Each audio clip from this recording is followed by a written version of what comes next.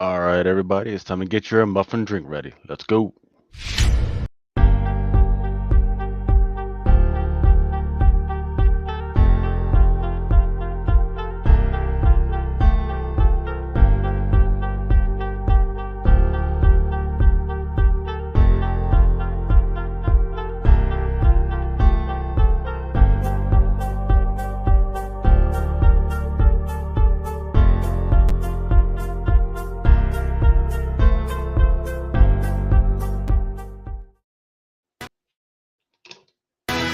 For each man in his time to fade, until he walks along the beach and sees his future in the water, along with all within his reach.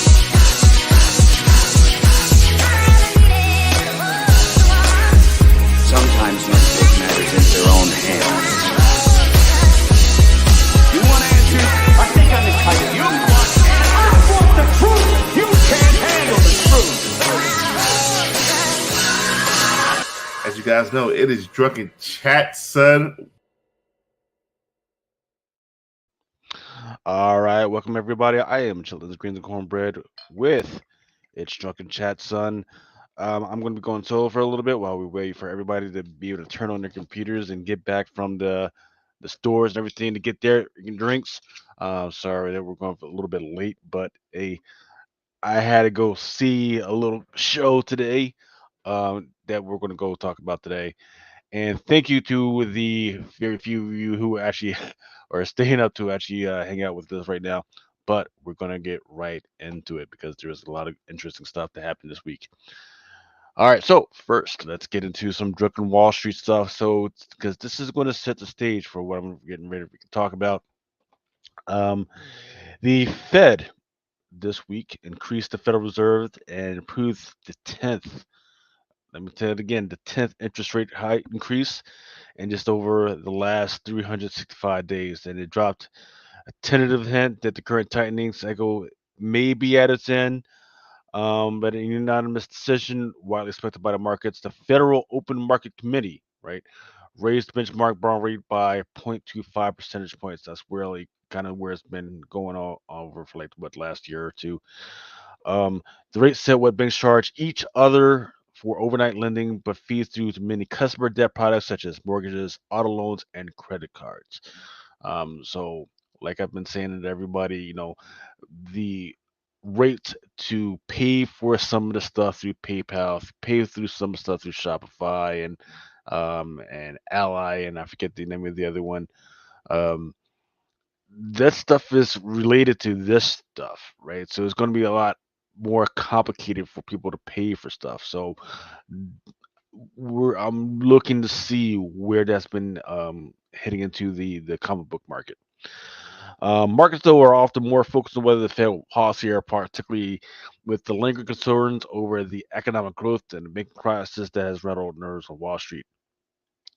So, in auspicious to that, stocks rose slightly. We talked about treasury yields, which I've been talking about lately. That I've been seeing a lot of discounts on the treasury yields. So if you want to get into that, you can look at treasury.gov, and they've been having a lot of auctions lately.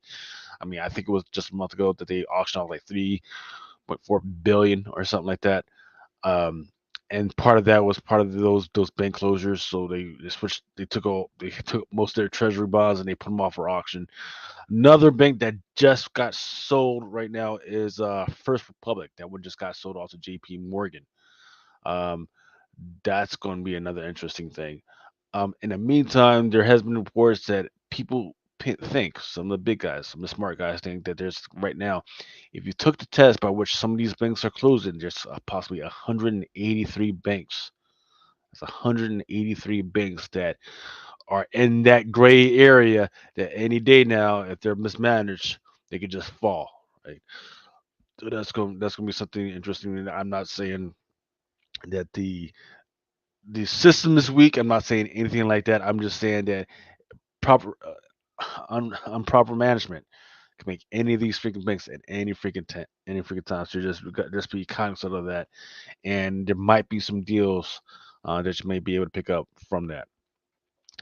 Um, In the meantime, some of the stocks that we've been watching, such as Disney, had over the last week or so did okay. They're back up to $100. I kind of want to see them down at 89 to 90 in order to pick it up.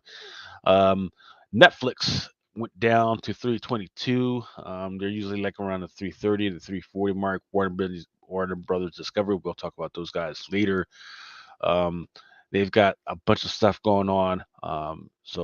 And Paramount. In fact, I think about to talk about Paramount right now. Actually, what's going on is something else to see where we at. Here we go. The Paramount stock plummeted after earnings missed its dividend. That one was kind of interesting. And they not only did they miss their earnings, but they also cut their dividend, right? So guys like me, when I'm looking at any type of company that's not a royalty or dividend queen, this is the main thing I'm looking at. I'm looking forward what's the dividend there. You're telling me that for my return for investing in you is you're going to cut my dividends. You're crazy. You're crazy. I'm not about to do all that. Um, Gus Checo, what's going on, brother? Thank you for stopping by. Also, I wanted to give a shout out to Lewis from Mowers 504 and Maxon City Collectibles. Um, give a shout out to those guys that are hanging out with us right now. I want to hear out from the rest of you guys. Where is everybody listening to? Where's you guys and what are you guys drinking? If you can please give a shout out in the chat if you got a chance.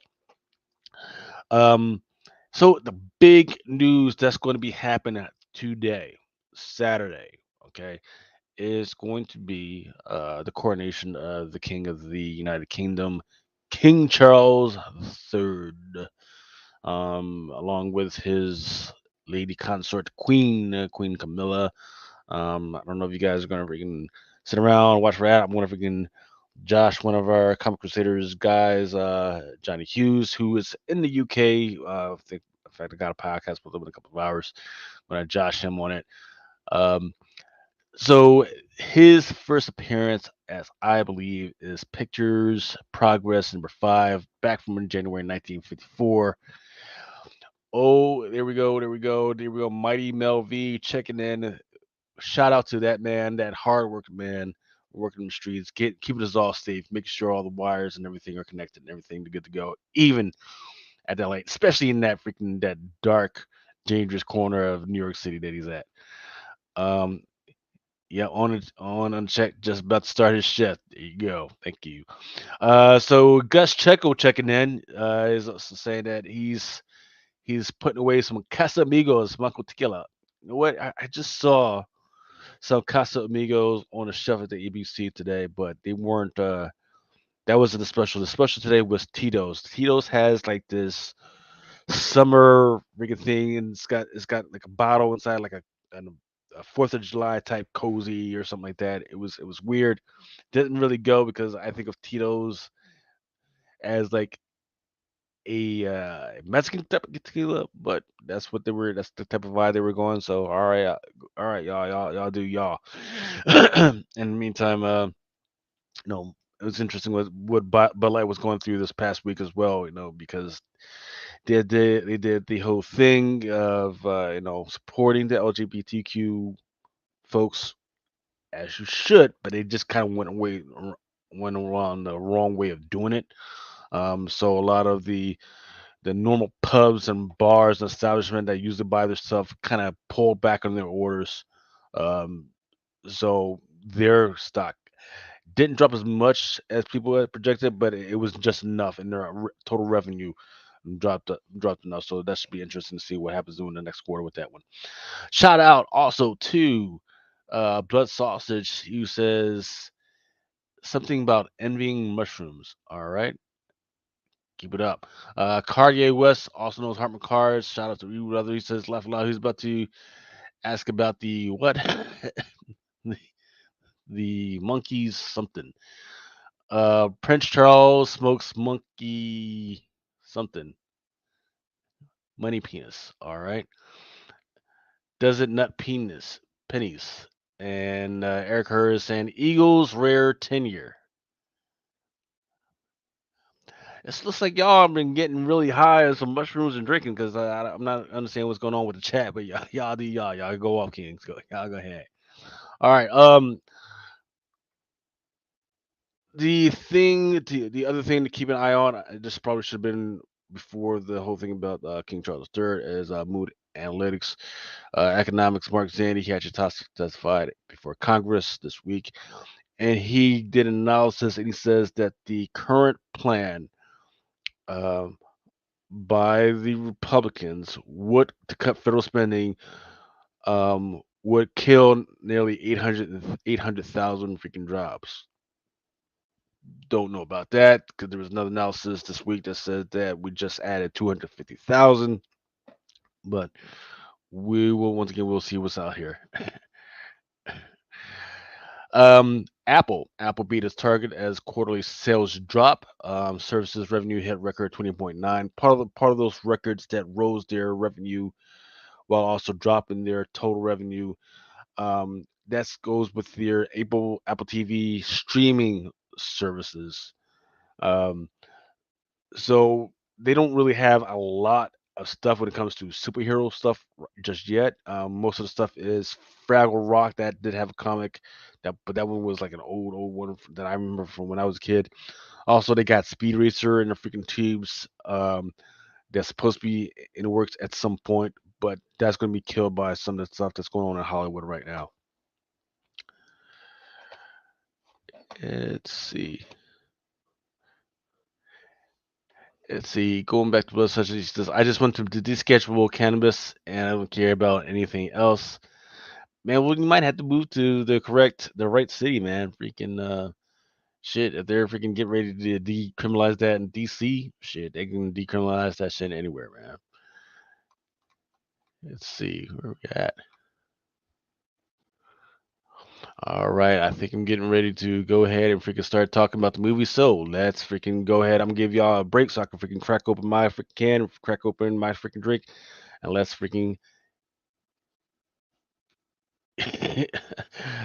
go ahead and freaking get into this stuff. Let's see. Let's all go to the lobby. Let's all go to the lobby. Let's all go to the lobby to get ourselves a treat. Delicious things to eat. The popcorn can't be beat. The sparkling drinks are just dandy. The chocolate bars and the candy. So let's all go to the lobby to get ourselves a treat.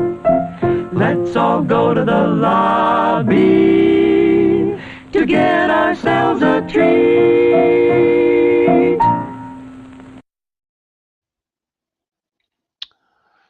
All right, all right. Look, the let's go back to the movie stuff. The as far as the movies, one of the ones that I had was highly anticipated that kind of snuck up on me was the Evil Dead Rise. That one has been doing really well. I still haven't seen it, and I'm a big fan of horror movies. I'm hoping to maybe see it sometime today, maybe this even. But it's hit $100 million at the world box office, so it's doing well. People still have an appetite for this one, right?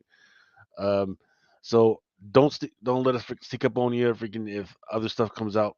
So the first appearance of Evil Dead in the comic was Evil Dead #1, released by Dark Horse Comics. But in the meantime, there still are um, like Dynamite books. There's I forget whether there's a the Scope book, but they still got some books like Ash and the Evil Dead, Ash versus these guys, Ash versus those guys. So there's a whole freaking series out there if you guys wanted to collect the stuff and see what's going on and where they go going forward.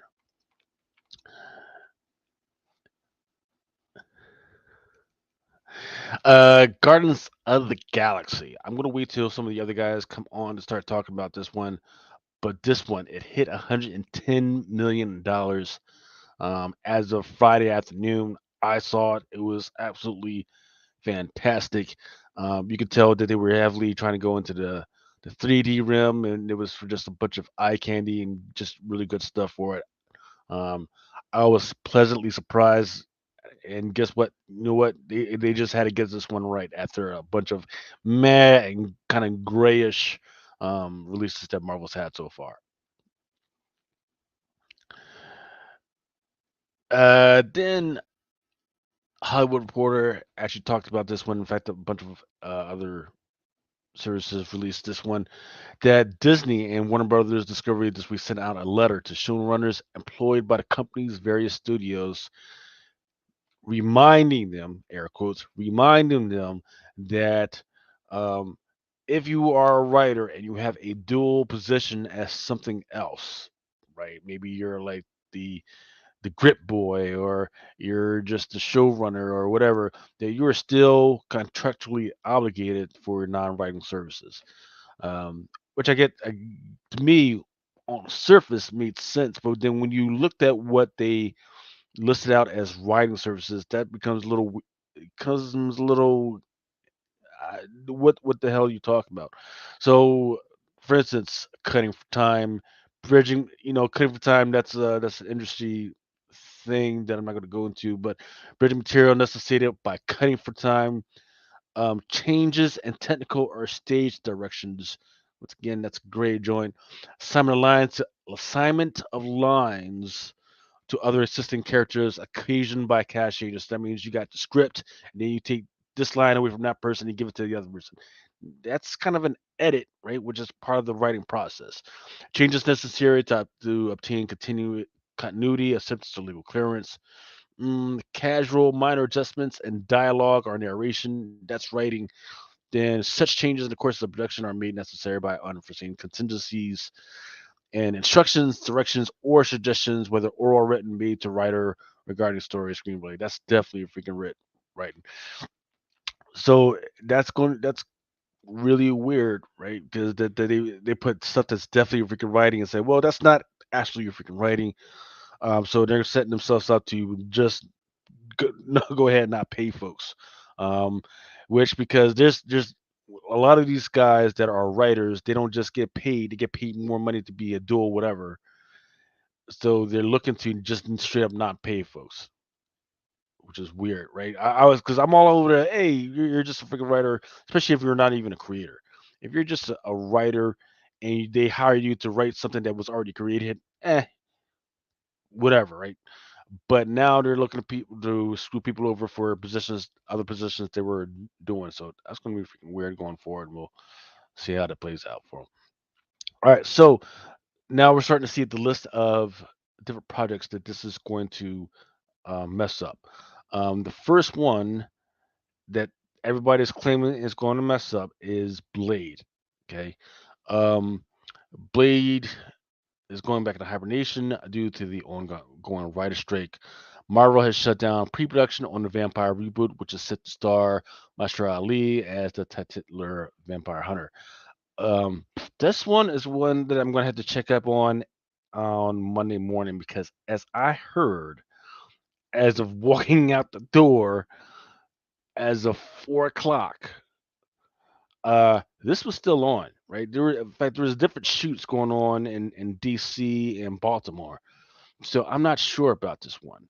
Um, and I'm not sure if they're doing different stuff to get around different stuff. That's what I had seen and heard, that they were still doing the shots. Now, me, but I guess shooting doesn't necessarily have anything to do with writing. But now they're saying, so yeah, I'm a little confused, because shooting doesn't have anything to do with writing. The stuff should have already been written. But if now the dual use thing comes in play, and the guy's like, "Whoa, I'm a writer too, so I can't freaking do anything. I can't even run the show." That's gonna be hella weird right now, especially because this would be the second shutdown for Blade when it comes to shooting everything. Um, for you guys that are into video games, just be aware that the PS5 Pro is supposed to be in the works. The announcement of when it's supposed to be coming out is pretty it's supposed to be pretty soon during a PlayStation showcase, which I think is supposed to be coming pretty soon. Um, been getting some word out from CinemaCon. I think that was either last week or a couple weeks ago about what everybody started to think. Oh, this is some interesting news as well. Not so interesting as type of stuff that's like, man, what are you guys doing? CBCS, which is the competitor to CGC, they said they are going to launch a comic magazine grading service. Um, which I guess is okay, right? Because a lot of the valuable comics people don't realize are not regular comic book size; they're a little bit larger. So now they're going to have the type of cases that should be able to fit that stuff. So think of the old Conans, think of like the old Star Lord stuff. Um, a lot of the older stuff, the Red Sonja and all that other stuff, was in larger comic book magazine freaking format. Let's see. We're gonna go through all that until somebody else freaking comes along. And then also right now the numbers are started coming out and people are starting to predict where some of these movies are going to fall in. 2023 market prediction for Mario Brothers right now is at $10 billion this year. That is crazy. So take a look at those. If you were hesitant about thinking about going after that Nintendo Power, you might want to rethink it because in fact I actually saw some kind of break loose for kind of cheap for like $120 or something like that. They still had they didn't have the poster or some did have the poster but they were kind of musty. But you know what? For $120 for an old magazine first appearance of Mario Brothers, that may not have been that bad. Uh, Lebanese Canadian actor and singer Jade Hassan has reportedly been cast to voice Golden Freddy in Universal's Blumhouse adaptation of Five Nights at Freddy's. Here we'll get to that. Also, interesting enough, J. Michael Straczynski on his Twitter account announced that he is working on something for Babylon 5. Looks like it's a an animated movie. Um, so while we got Star Wars, there was a whole bunch of Star Wars stuff going on. Star Trek is having somewhat of revival that was not catching on. Now they're trying to revive what's going on with Babylon 5. And of course, the first appearance of Babylon 5 in the comic book was Babylon number 1. And then I don't know if you guys have been watching Sweet Tooth, but it was great, man. Freaking, so they're actually going to do a season 3 for Sweet Tooth. Now, I will admit, when I tried watching season 1, I couldn't understand what was going on. It just made me sleepy. But now that I've gone back and I went back through season 1. Now I'm on season 2. It's actually making a lot more sense now. It's not just another freaking apocalypse, freaking zombie movie or anything like that. It's making a lot more sense now that we got all this stuff together. And I'm on at the beginning of season 2, and it's actually pretty good.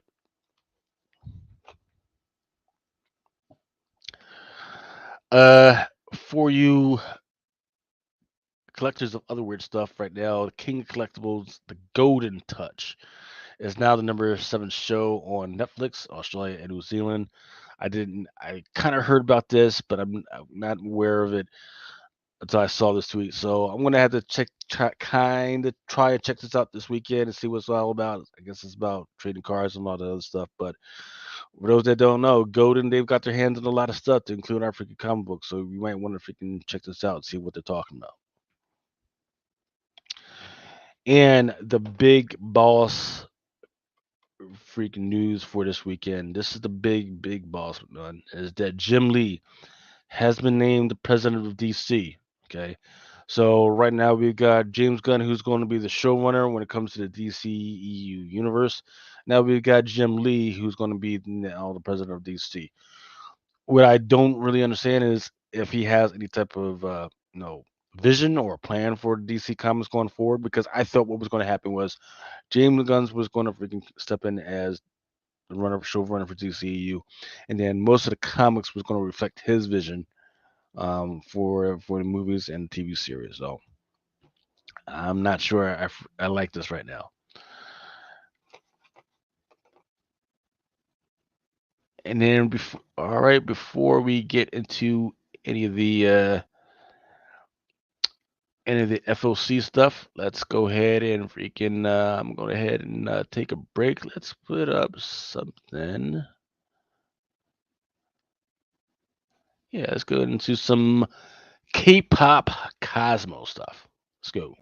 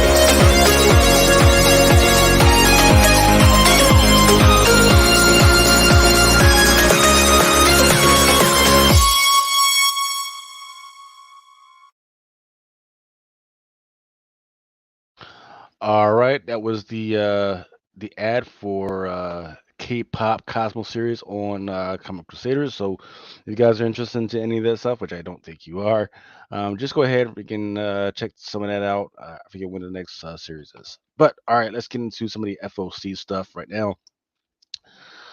Scout Comics as Banshees. This is on issue number 3, and let me tell you, the some of the cover art hasn't been really that bad. Pretty freaking good, pretty dark. Um, Also, right now, they're also on FOC this week. They got Batman Arkham Catwoman, and you can see that the cover art is done by Adam Hughes. Detective Batman Detective Comics Volume 1 is going to come out. Only in the Dark. Death Drop Dragon Assassins. Book called Dog Boy. By Black Mask, Don't Avert Your Eyes. First issue.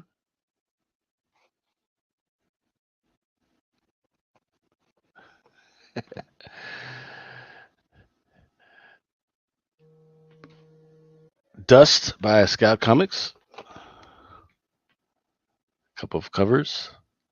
Godfell by Vault. The Jatoon War. Junction Jones and the Quarter War Conspiracy. Mashbone and Grifty. The Money Shot. There's that Money Shot Crisis homage to Infinite Crisis. Mother Russia.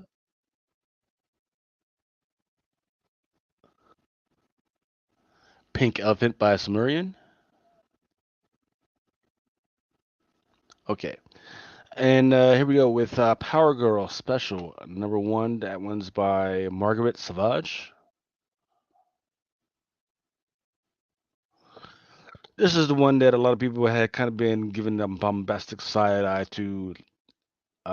This one is the cover B by Stanley Art Germ Lau. This one's $6.99. No, it one's the Amanda Connor cardstock. This one is your 125 to a Lotte. 150 by Taj Tenfold.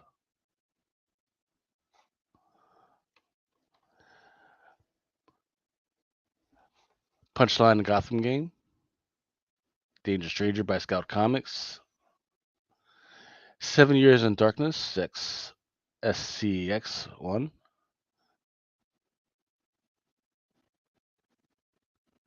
Side Quest Scout Comics, number 1. Swamp Thing Green Hill, Black Label. Tales from Nottingham by Mad Cave. Young Justice Targets.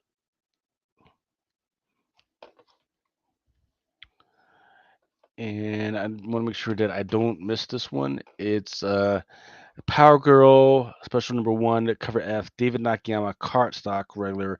Then there's which is $6.99, and then there's also a foil cover which is $8.99. Okay, So that was actually it for as far as the DC stuff. They didn't really have a lot of good selection for on that was on FOC this week. In fact, yeah, there was just that one periodical that was just Power Girl Special Number One. That was it. All right, going into IDW, number one there's the Bryn Mawr 1 in 10 by Simmons. Star Trek has also has 1 in 10. Oh,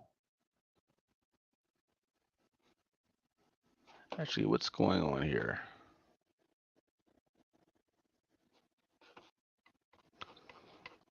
Did the rest of this stuff not import?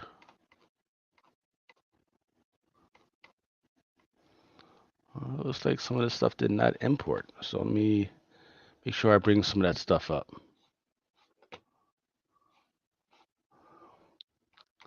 No, T Jones, you are not. T Jones, you are not watching the wrong show. You are watching the correct show. So here's what I'm going to do. I'm going to take another break while I take the time to get the right stuff together, and then be right back.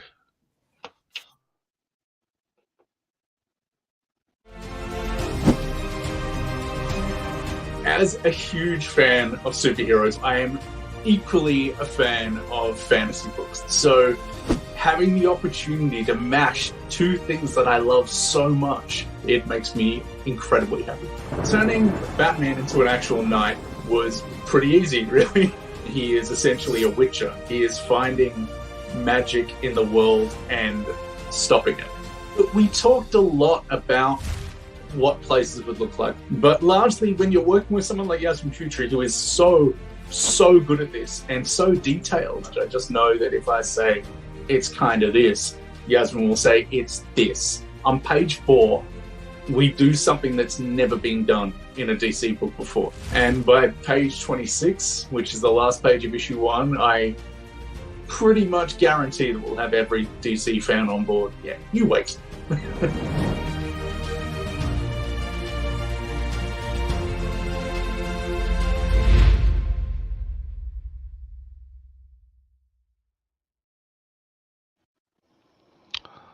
All right, I hear Comics Man. You said you're Batman? Yes, sir.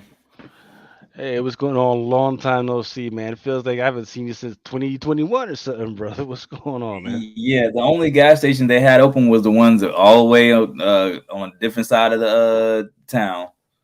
Damn. I got my Dr. Pepper though to mix with this. Oh, is that yeah amaretto mix? Yeah. That's what's up. That's what's up. So what's been going on, man? What you been reading? What have you been freaking watching?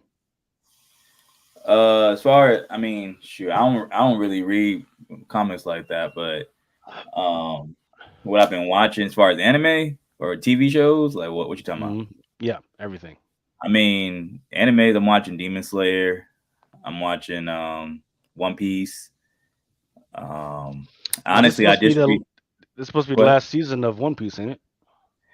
I don't know about that one. It seemed like they got a little bit. I mean, for this to be the last season, and I mean, they must got another 100, 200 episodes. Because I mean, as far as where I'm at in the show right now, they just now fighting two of the emperors, emperors of the sea, and they got I think another one to go. So I'm just like, I don't think that. I mean, I don't know. Maybe he won't fight the next emperor. Maybe the next emperor person that he has to fight, he just says, hey, I'm not going to fight you. Some sort of Naruto talk no jutsu type stuff. Yeah. Well, I do know that they put out the last chapter this year, right? Oh, of the manga? Yeah. Probably. Yeah, I don't read the manga because this is like the only anime where I'm trying to avoid reading the manga so I can actually be surprised when I watch the show. Yes, sir. So Cardi West is saying I just started up Darker Than Black again. What's Darker Than Black? Is that a manga? I never heard of that. I don't know. I just started up Dragon Ball Z again. I'm right now where Goku's fighting the Ginyu Force. Did you go? Did you watch the new movie that came out this year? The one with Gohan. Yes. I w- Honestly, I didn't even realize that was a real movie. I thought that was like some sort of fan made movie or something. Because once he started fighting those dudes towards the end, like the I don't know, the dudes that was like there was twins or something like that. I think they were like twins or Yeah. something. Hmm. I thought it was corny because the way they kept on like powering up, like you would think that like that's the end of the fight, but it was like that was not it. Here's my real power. It's like I get tired of people like the fights where you beat the person up, it looked like they almost beat up, and then all of a sudden they got some power they were holding back. Yeah. That's the I feel way like it that's always is, man. Gotta show growth. That there is some yeah. type of growth possible to freaking get everybody freaking back. So, or let me go ahead and freaking refresh my little freaking drink right here. I'm wondering I'm wondering when they gonna bring Gohan like back into the main like TV show type story episodes, like where he doing some stuff and cool in Super I don't or know. whatever. Are people even watching enough Dragon Ball Z nowadays that freaking keep it going like that though? I don't Because know. I it's mean, all about Attack of the Titans and all the other little stuff now. but Attack on Titan is over. Well, it's about to be over. We'll see, right? Because here's the deal with the current writer strike that's happening right now. Netflix and a bunch of the other ones have said that they're going to spend or put considerable more investment in some of these anime shows and Southeast Asian shows because they don't have the same restrictions. They don't have the same bullshit going on over there. So they're going to look into doing all that stuff. Vices, hoping that the writers come to their, come to their senses on all that stuff. So comics, maybe I suggest you check out Dark and Black if you haven't seen it. It's one of my top 10 shows. Hey, Cardi West, do me a favor, man. Freaking pop that, send that to me on my freaking Instagram so I don't forget because I'm gonna check it out too. And then he says Yoko Kano did the music for Okay. it. All right. Yes, I understand. Thank you for Hulk. Smash that like button and stick around. You might learn something absolutely. Don't forget the comic. There's Mel show. Then if you want to go over to the Comic Crusader show, if you can hit that freaking smash button, or just at least hang around for like 20 seconds and freaking come right on back. Then we've also got the Twitch if you guys ever need to freaking hang out there. Um,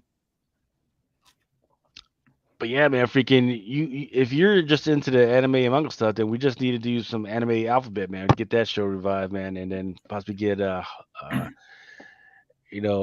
main man, freaking Heart, on this freaking show and Aaron together, man. Freaking we tried to, man, but there was just so much shit going on. There would be like 240 titles of just random different shit going Yeah, on I at the think time.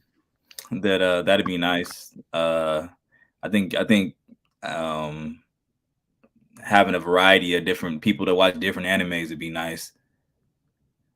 Because I mean, a lot of times I don't watch a lot of like slice of life animes and like romance and humorous ones and stuff like that. The only ones I really watch is if the folks ain't got some sort of supernatural powers. They ain't got swords. They ain't doing martial arts. They ain't doing spells, something like that. I'm not really watching it. Yeah. Me, man, if my favorite one right now that I got off of I love Assassination Classroom. That was my shit.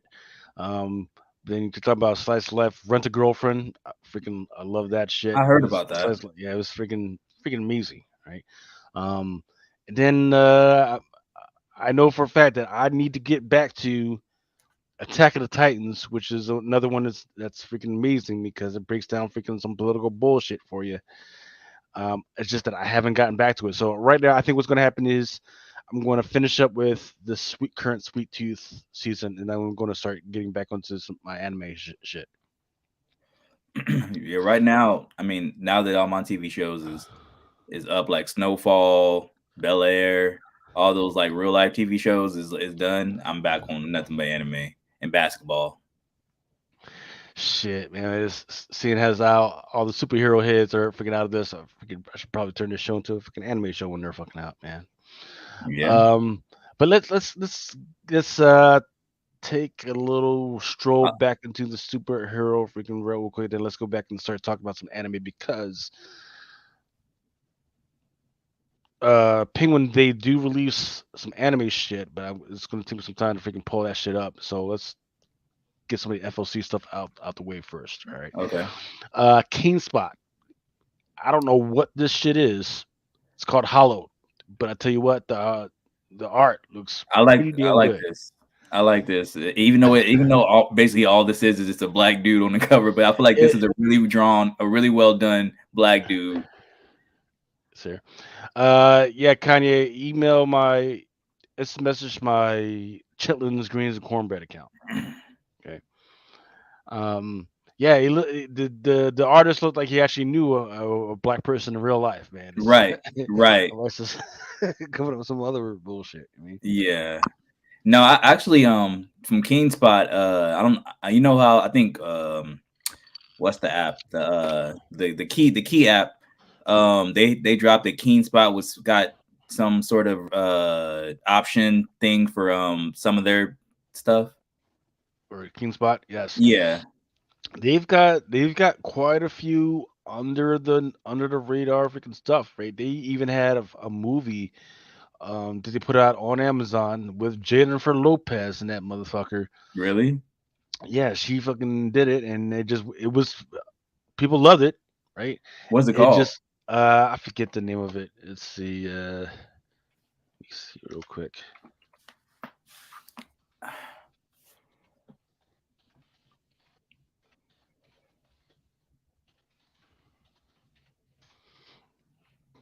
Marry Me. Oh, and It's called Marry Me. I ain't heard of it. Yeah, it was pretty wild, man. So they got quite a few shows that um just ready to freaking go that have our option or in a way of option. So for instance, a chopping block's freaking great. It's about a freaking serial killer who's a kid who's it just like goes into his like everyday freaking life. That one's freaking just ready for it. Um, the AOC or Biden versus Titans or Biden's Titans. That one's just freaking ready for adult TV or adult tune shows and all that stuff, man. Um, I, the one book that I've been harping on that I think that I'm just not sure on, just because of the numbers, that should be interesting. Is that there's one Biden's Titans versus Johnny Depp? I want to say maybe. But it's basically got Amber Heard on the cover with her pants down, fucking shitting on the freaking bed. wow. It was supposed to have come out a year ago, and then it didn't come out, and I was like, oh shit, they're probably going to cancel it. But no, it went on FOC again like a couple weeks ago, so they're definitely trying to freaking come out with that joint. I actually from King Spot, I collected the whole run of Ninjas and Robots. Yes, that's another good one. Yeah, I feel like there's a lot Um, of variants that went under the radar in that series or run, whatever. yeah. There's another joint that just came out maybe 2 or 3 weeks ago called Toys. That one looks good as well. So they've got quite a few projects under their freaking belt that could either have option or are looking to be option. So don't freaking sleep on King Spot, man. Freaking, I don't know what people are waiting for, right? They've Yeah. already got 2 or 3 that have already been option, right? Yep. Well, I don't know what people are waiting on, but here we go. Scout Comics #1, Side Quest. Then there's Dust. It's a cover A. Yes, That this that's well, okay. yes, cover A.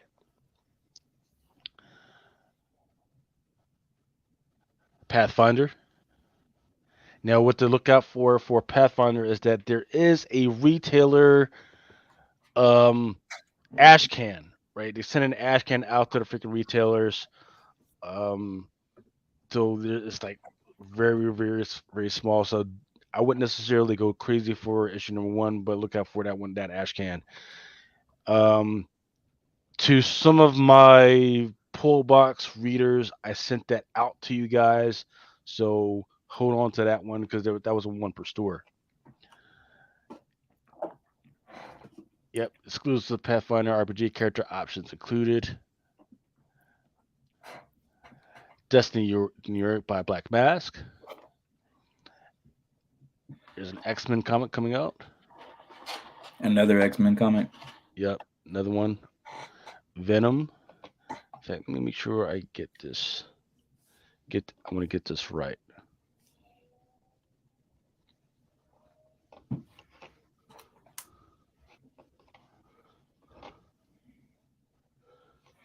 Because it looks dastardly. Yeah, I Venom think number 20, Carlos Magno, 1 in 25. I think that until I see like Venom and Spider-Man like in some sort of production together, like I'm kind of over Venom right now. Everybody's over Venom now, yet they keep consistently putting out 20 fucking things about Venom or comics with Venom and Carnage. Now, the interesting thing that, in fact, I don't know, everybody's probably maybe over at the top 10, Suicide top 10 right now. It's going to be kind of interesting to see where the new Carnage book landed on that one. Because there was a first appearance on there of, I forget what her name is, Lisa Ann or whatever. And she is a mixture of Venom and anti Venom. Somehow she was able to. Here we go.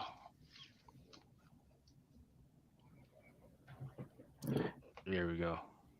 Where we at? Where's my mouse at? I think your filter is getting Here we into it. go. Okay. Yeah. So she's like a 6-leg thing. Yeah. So that's not even the most important part. If you, I don't know if you can see, yeah, the white stripes. Here we go. Yeah, I The see white him. stripes, everything. That's the anti Venom, and then the rest of her is like Carnage Venom, or Oh, Carnage okay. is like Carnage. Shit. So I mean, what's important about her? That's it. That's the Oh, biggest thing. Like she was a scientist. She was the head of this program. Then accidentally the stuff got out, and then now she's half Carnage, half anti Venom. okay. I thought like she was gonna be like a new like important character like overall like in in Venom and Spider-Man lore. Well, we'll see, right? Because I think what they're doing is they're letting the buyers decide how important she is, Right, right? that's true.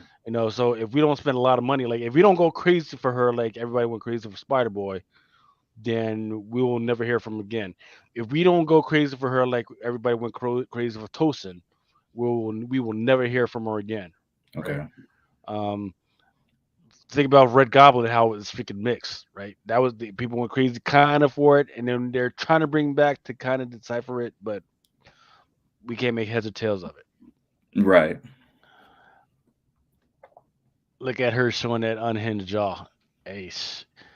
Cardi West always looking at the mouth from these jaws, man. They used to call her Jawbone. Back in college, they. So here we go. This one is Ultimate Invasion. Is this the Scrolls? Or is this Yes. something else? Okay. Yep.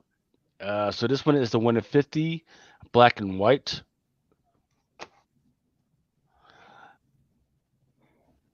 Yeah, I saw this. I saw this on Yep. one of the FOCs. Yep. 1 in 25, Ed McGuinness. That one's your Momoko, right? And I believe, yep, there's also a 1/100 for this one. What character is that? And again, Wasp I or don't. or Is it Button? Wasp? Oh, I'm not sure if it's Wasp, but the one important one that people really have been going after, I want to show it to make sure I put it on here, is this one. That's the John Tyler Christopher Negative Space variant. oh yeah. I think that that's probably the best cover right there. Yeah. Honestly, in my opinion, And it's open order. So, that's what they do. so here's the tough thing about the whole thing is it's $8.99 open order. It's a thick book. Let's see, does it's 56 pages. Okay. So it is, yes. Um, so to get that 1/100 Momoko is going to be kind of freaking tough. You're talking about at least a $400 book for the retailers. Um, and I'm not tracking any new characters in there right now. Illuminati must form once again to stop the Maker from his plans to destroy or rebuild the universe. Miles Morales at the center of it all. Brian's works on the Ultimates helps redefine superhero comics for the 2000s. Wait until you see what he and Jonathan have in store for this decade, including new data pages by Jonathan Hickman, plus exclusive behind the scene materials on the world building that has gone into this project. So no, absolutely no mention of any type of new characters in this one. Of course. All right, this one is Star Wars Hidden Empire. Yeah, as far as Star Wars, I just sit back and like let the stuff come out, and like when I hear stuff about it, I'd be like, oh, okay, I'll check it out. But I'm not up on anything Star Wars. That's who's that? Yeezy and Spidey. Mm. Yeah, this one is 1 in 25. And then the one that I wanted to definitely bring up was the Ryan Brown joint, which is a 1 in 100. Is something special in this issue? Nope. Oh, Well, let's see what it says. It says as operations begin to take shape on the moon of Endor, a technician must figure out how to live under the control of the Empire. But if he can't stay out of trouble, what will the Empire do with him? Continuing the 40th anniversary of blah blah blah. So the technician might be new, um, but looks like there's something definitely going on that they feel the need for a 1 in 100 copy. It's about yeah. 40 pages. Okay. It's good. 78 points.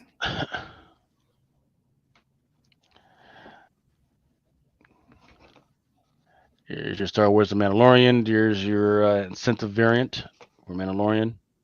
Oh, here we go. Little Baby Yoda. Baby Yoda, baby, baby. They got fucking Yankee Dry, man. And that's the Ricky Yagawa. Or Ricky Yagawa. There's your second print. This is tough. I kind of like that. It's like a negative space type thing. Yep. The first print was a 1 in 25. Star Wars. Trying to make sure I open up the. What month is this? This is May. So that one's gonna be April. All right. It's your Loki variants. When's Loki supposed to be coming back out the next season? I don't know. Soon, right? I would hope soon. But I think Marvels is going to be the next project, if I'm not mistaken. Okay. But this one is your 1 in 25 by Junie Ba. That's your 1 in 100 by Frank Miller. That's tough. And for some reason, I'm missing the 1 in 100 art germ. So let me make sure I bring that one up. Cause that's the freaking killer right there.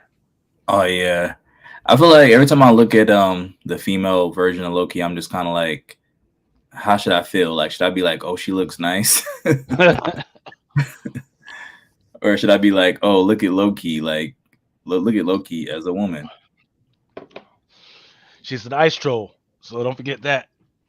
What's that mean? Ice Well, troll? yeah, ice troll. Oh, okay, okay. Yeah, he was just empowered with magic to be able to change his look. Invincible Iron Man. This one is a 1 in 50 by Chew. I like Derek Chu's his like I feel like it's something to do with either the coloring or like the detail that like when the line work in his and in some of his artwork I like a lot. Is this Derek Chu before? Actually, is this Derek Chu? Yep, it's Derek Okay, Chew. okay. I said that. I don't even know if that was him for sure. Oh yeah, that's him. Let's see. I'm trying to make sure. FOC date for this week is But 7th. I'm pretty sure right now I'm about to be out on Ironheart. Like I wasn't a huge fan of the actor they chose for her. I still feel like I mean, just because she's small doesn't mean that she can play a little kid. She can play a younger chick. Like, That's what I was telling. That's what I was telling Mel, man. But he wasn't feeling it, man. He was feeling it. I'm like, I don't know, man. She's I feel like she. God bless her, man. But first of all, you either gotta look like you're freaking smart to me, Mm-hmm. or but they went for her. I don't want to say dog face, man, but she looks like she's already been in them battles, man. Yes. She don't look Yeah. like she. There's just certain things that you can just tell when like that. Even if a woman is smaller in her statue, you can just tell like she's not young. Like she's not as young as she looks. And I also feel like the way that she talks, like I get like a chick that's not in her age range type feel from her. It's I don't know. I feel like they should have went for an actual. They should have got a younger actor Yeah. It or a feels different like they've never met a freshman college actor. a college student in their fucking lives. Right.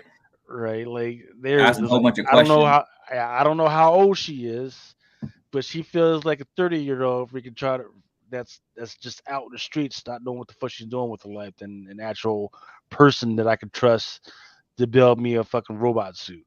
Last time Just I saying. looked her up, I think she's like 25, 26. But I agree. I'm not a fan I have a of lot of feeling. her as the actor. Like she doesn't give me younger smart like student type vibes. Like I feel like as a freshman, I remember being a freshman. And as a freshman, you're really big eyed, asking a whole bunch of questions. You know, like similar to Kamala Khan. You know how Mm, Kamala Khan's attitude is all kind of like, okay, and what's this? Like happy to be there. yeah. That's the vibe that I feel like that you should get from Ironheart. Like even though she's smart, I feel like she's still young, and I feel like she's probably still kind of like, you know, and happy to be alive, basically. They don't Happy to be get alive. that. They don't get that, man. So I don't know, man. I don't know. I'm just kind of wondering if that was that was their first choice because I don't. I'm not even sure if she was in any other stuff. She was in the Black Messiah, the Black I think it's called the Black Messiah. The movie about the man that was part of the Black Panthers that got killed by the FBI.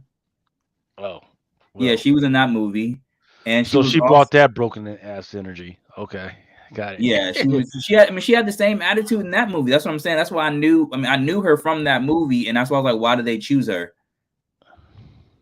So Yeah, somebody that's supposed to be the under the tutelage of Tony Stark or just be taking on his stuff, and I don't know. mm-mm, All right, I'm gonna see, pass. and then they went straight to a finished suit. That's the other thing, man. Instead of Right. letting us go for we should have got a half-ass suit, Mm-hmm. and then by the time the series comes along, then we get the finished freaking product at the end of it. But that's not Right. what they went through. Did they give her in this? I don't remember. It's been even though it wasn't that long ago. Was the suit in the movie like the finished suit? Was it this pink Yeah, color? yeah, Oh, okay, yeah. It was not pink, but it was more like a magenta salmon type weird deal, okay, right? And then she wasn't the one that built it, right? She was given it. Shuri gave it to her, right. so we missed out on that whole journey of her building this shit. You So know Guy that. McLeod says she was Fred Hampton and Judas and the Black Messiah. Yeah, that movie. That's the movie that she was in. Prior to that, that movie was actually good. That movie was actually really good, even not because of her, but in itself, it was a good movie. And well, they missed some opportunities.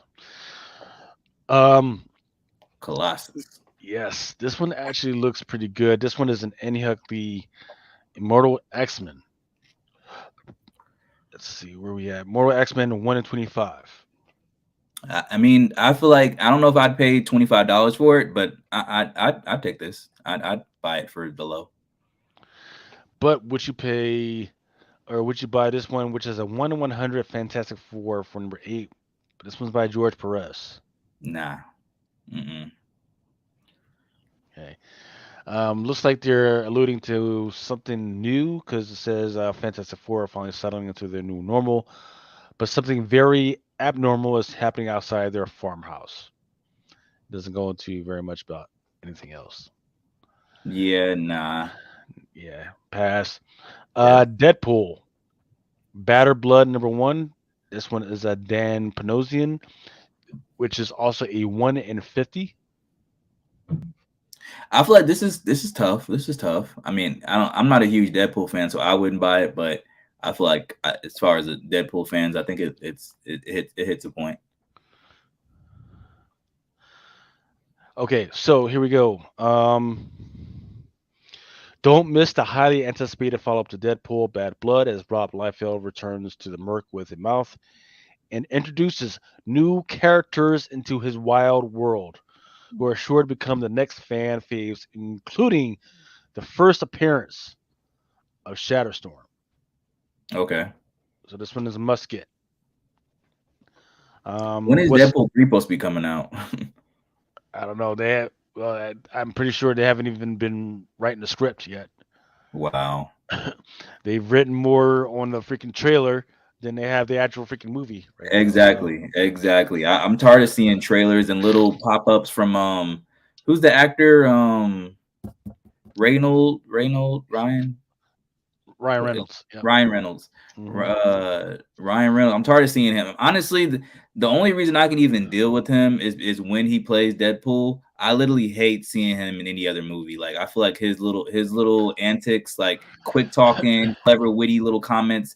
I feel like he needs to save all that for Deadpool. Like it doesn't fit in every other movie. He's Look, he's great in shorts, right?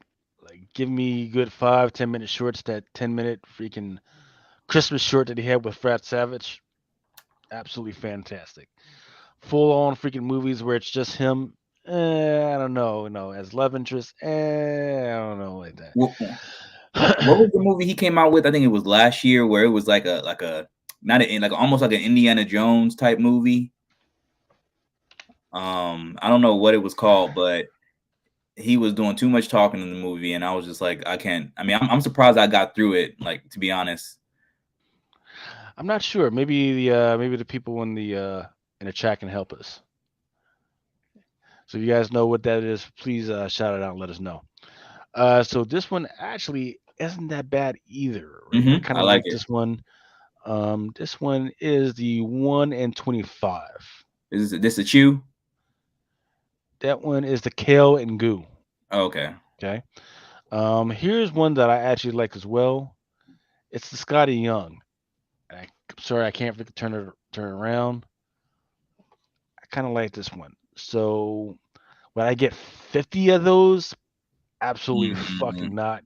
nah. Um, but then I got this one, and this one is the Rob Liefeld variant, which is okay.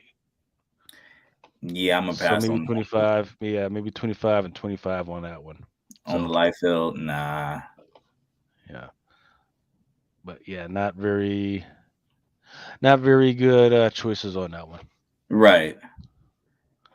But knowing that there's going to be a first appearance, you're gonna have to freaking get it anyway.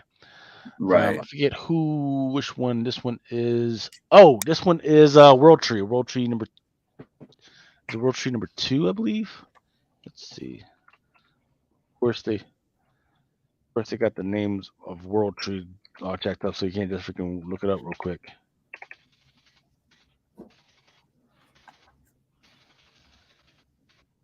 Nope. But yeah, this is like either World Tree number 2 or like the second print or something weird like that. Was just like one, or is World Tree number 2 like 1 in 50? Yeah. I haven't. I heard when that came out, but not checking for it. Let's see. I gotta go into my own shit to figure out what the shit is. Of course I can't find my own shit. But Oh wait, profile.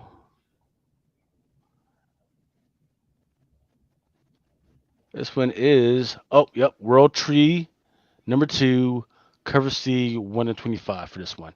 So the other one was World Tree cover C 1 in 50.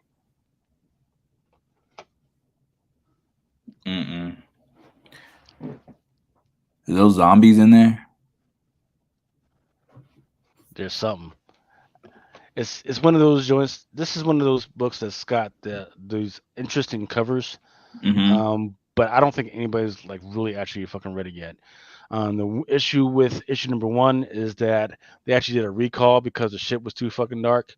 So I think the prices of the first issue actually hit up to like $40 for, which is pretty good for a 3.99 issue. Right. Which was a plus to all the retailers. Like, oh, I'm supposed to throw all this shit away, and they didn't ask for us to fucking throw it out. They just said, don't pass it out to anybody. Okay, but honestly, by the time I got that freaking message or saw that freaking message, I had already freaking sent it out to the freaking customers already. So I'm just hanging out with the normal joints, which is amazing. Right. I like that. Teenage Mutant Ninja freaking Turtles, man. Freaking Paramount, man. They got to get their stuff together, man. The only thing we've heard on anything that's the last Ronin, they're doing a freaking video game. They're doing that. Seth Rogen and them released that like animated one, that animated CGI, whatever technology they're using for that movie. That's for Nickelodeon or something. That's supposed to be coming out. Really, I haven't seen it. I Yeah, have you to check gotta. that one out. They released a trailer for it like 3 weeks ago. Okay, I'll have to check that one out. But this one is issue number 140. This one is a 1 in 10 by a race, Rod Race.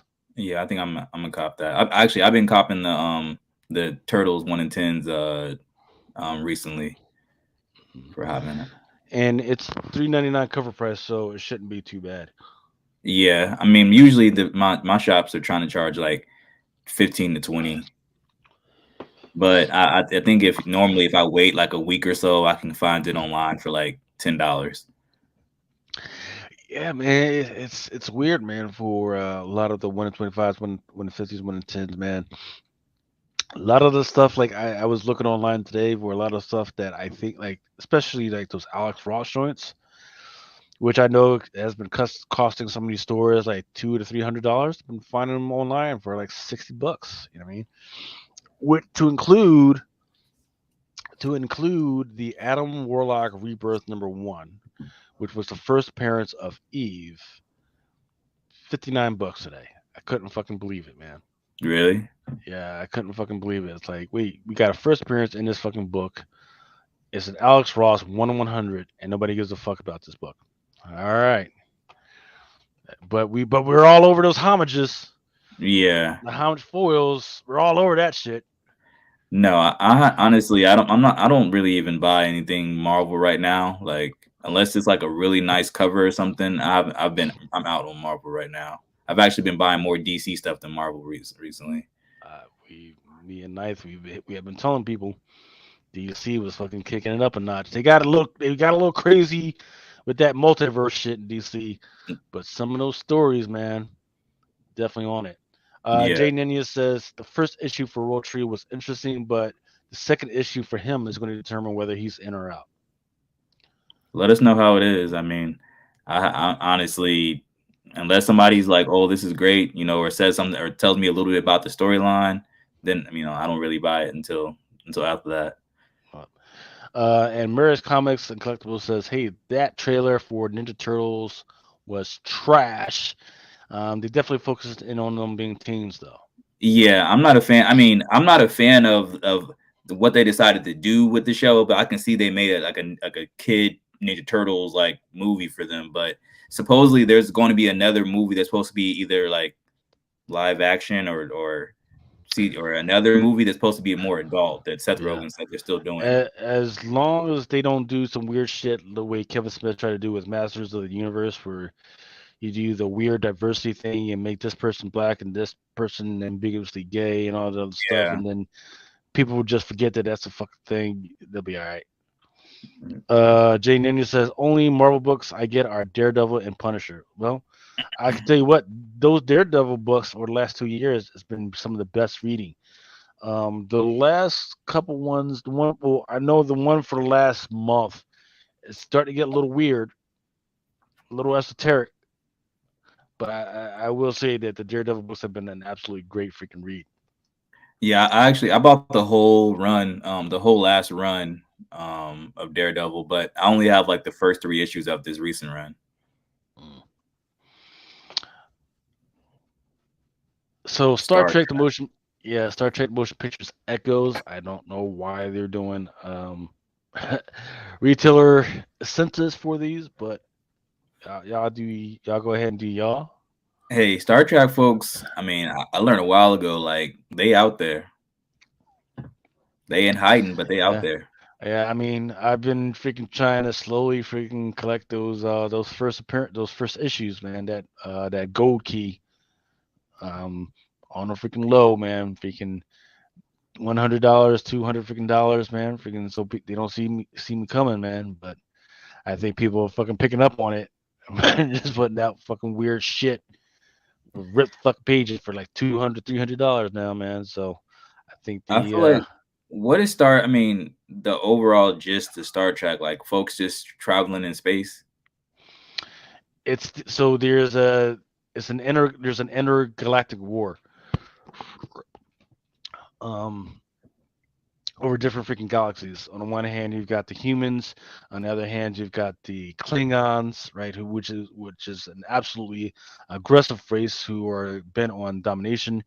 Then you've got the um, I forget the name of the freaking spot freaking species. They are bent on absolutely logical. They're on domination. They're on that domination tip too, but they want to do it via logical means, right? They want to spread their logical means throughout the joint. Then what people don't realize because they're kind of sneaky is the Borg. The Borg that are out there. They're even more logical, but they're like this robotic joint, and they're all out to freaking just consume everybody, which is kind of weird because Star Wars, they've been kind of releasing that concept, right? And X-Men have been doing the same thing. That's what this whole thing is all about. The sense of sinister. They're trying to bring back everybody to the realization that the more you start to think like everybody else and accept everybody's ideas, the more you become part of this whole dominion, and then you become assimilated it, and then until you can't there's no path for your freedom and everything like that. So Right. it's a weird freaking, and that's the underlying thing when it comes to the freaking Star Trek. So it's okay. There's like these really great freaking characters, individual characters, in individual species, and it's kind of fun to see them, bring out these species and how they live and how they interact with the Federation, right?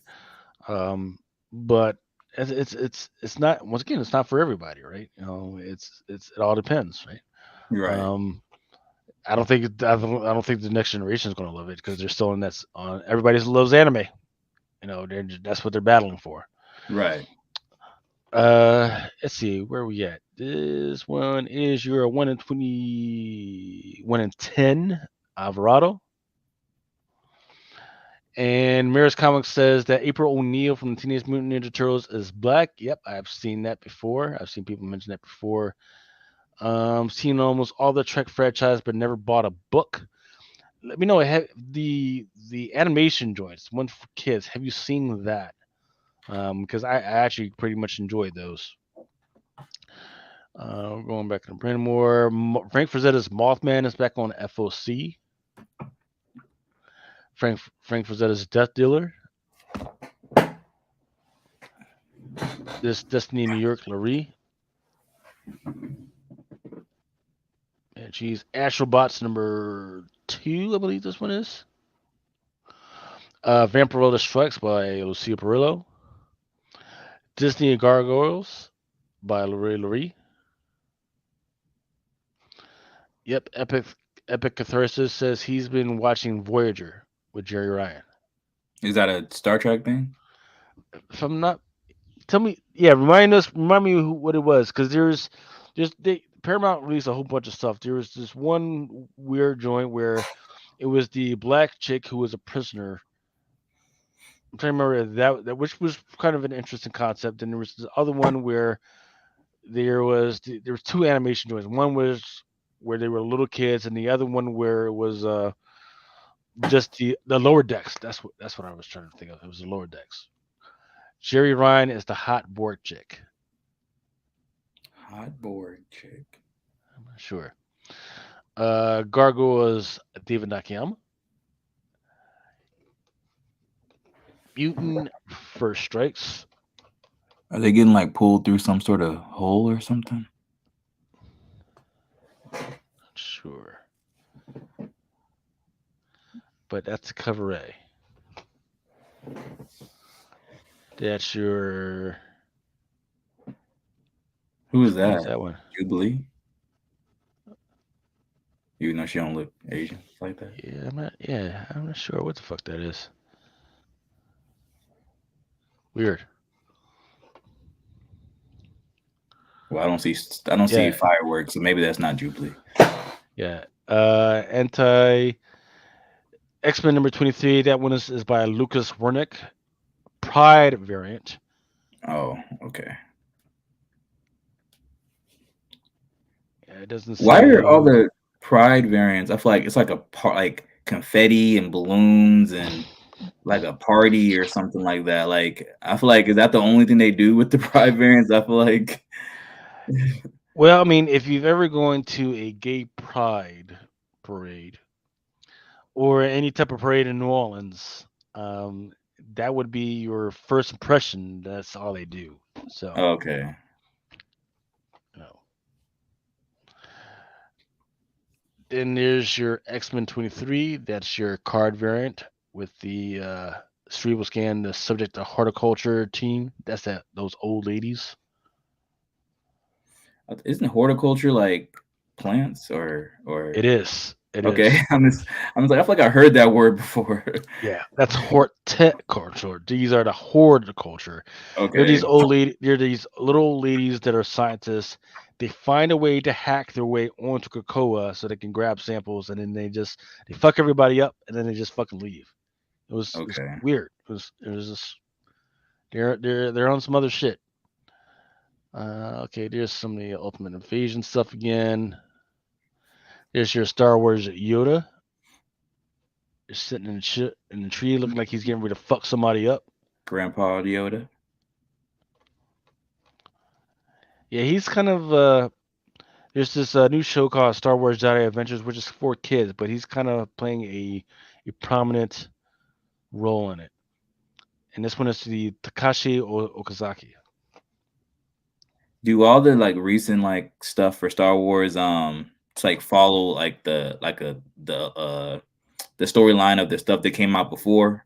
Like the like the Clone Wars, those little animation things that came out years ago, Mhm. how they supposed to like follow after the movies and stuff like that. They've been slowly but surely like filling in little gaps, but I don't think like this Jedi Adventures. I don't think that's what this is for. It feels like it was meant for the next generation to fill them in into like what the Star Wars world is all about. Like it tells you what's a fucking star, like what's a fucking saber, what is a Jedi, what is a Jedi supposed to freaking do, are you supposed to listen to your teachers and shit like that? And it's kind of slowly but surely, but kind of like building out the freaking worlds for them. Like, hey, what's a fucking pirate? Why a pirate's bad? No shit like that, right? Okay.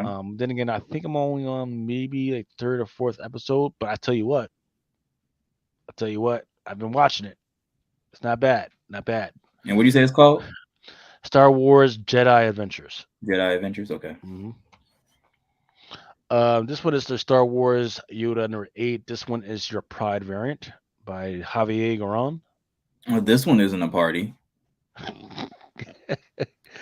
Can't you tell? It got the little Star Wars in rainbow colors. Yeah, I mean, I figured it was from that, but I mean, I was like, okay, well, this one's not a party. It's actually kind of a tough variant. Dude looks like he's You're like about to he's get got down, right? Um, so Master and Apprentice, the Separatist army has a new super weapon called the Mega Droid. So first appearance of the Mega Droid. But can Yoda and Anakin Skywalker destroy an entire factory full of them? The events of this issue issue directly overlap with Star Wars Revelations, see how it's all connected. So that one's one to keep an eye out for. Of course, there's the Star Wars The Mandalorian, the Pride variant. Mm. Another Mandalorian. Then there's your TV series variant. Was that variant before, like before that TV variant? Was that a like a screenshot from the TV show or something? Like it looks kind of. Uh, yeah, they got these cover arts, like conceptual art joints. So this kind of conceptual art where they draw the shit and then they actually shoot the freaking thing. Okay.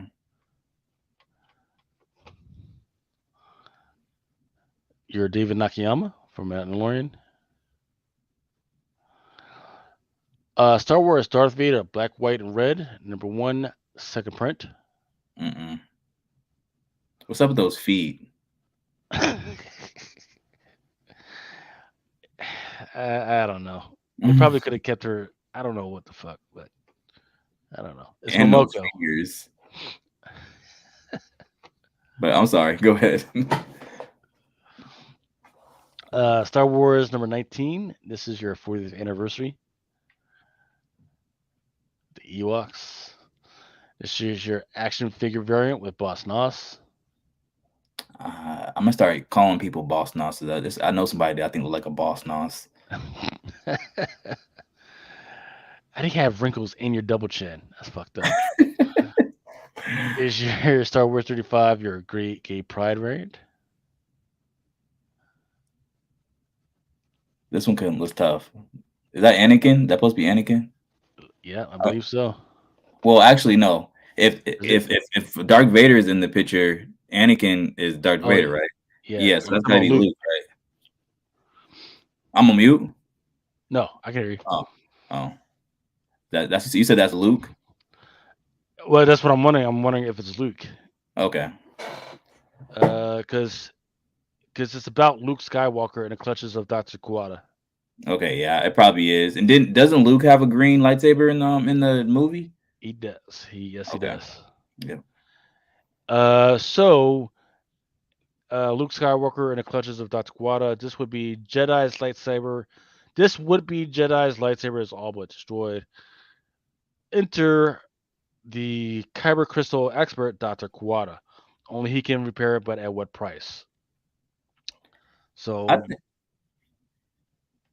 that's what it's all about. It's about him getting his lightsaber. I think this cover would be kind of memorable because I mean it features his the dark side and the light side, like both of the different sides of the force, like depicted in If there. Yeah, if they maybe made the background maybe some a negative space variant, take out the Star Wars, give me a version. Yeah, I don't know. maybe they'll do that for second print or something. That's if enough people will freaking buy that freaking thing. True. Sons of Origins. This is the Zulu dog variant. I was just finna say, is this Zulo or Zulu or what'd you say it was? Zulu. Yep. Zulu. Doesn't she do cat variants too? Mm-hmm. Yeah, she like drawing animal versions of people of Yep. characters. And not one has caught on, but Marvel says, you know what? Let's do it again. Right. I'm right there with you. Like, why do they still keep making these? But hey, somebody must be buying it. Yeah, nobody's buying it. So this time we'll do dogs. Fuck it. Yeah, because cats suck. This is your Momoko. Look at Thor's face. Look at his face. Oh my goodness. Red Goblin. This is your Torrin Clark. Is that chick on the cover? No, never mind. No. I forget who that is. It looks like a chick, but I'm not sure which one it is. Normie Osborn, meanwhile, is eager to prove himself as the Red Goblin, but what eagerness puts him on a collision course with Carnage. Normie and his symbiote will emerge from the issue forever changed. Mm. And there's your Red Goblin variant, number 5. And just all types of weirdness from Eniak Lee. Right. And there's your regular Loki Argerm. Here's your Immortal X-Men number 12 Pride variant by David Talaski. Is that the new Sorcerer Supreme chick? The one from that they came out with Doctor Strange? Let's see. It does not say.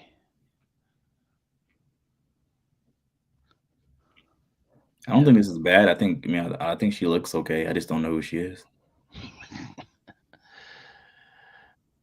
Yeah. They're just throwing people on shit. All right, here we Right. go. Groot. Groot. Now, I want you to take a very good look at the characters in on this fucking poster, Comics Main, and tell me who they look like. Who they look like?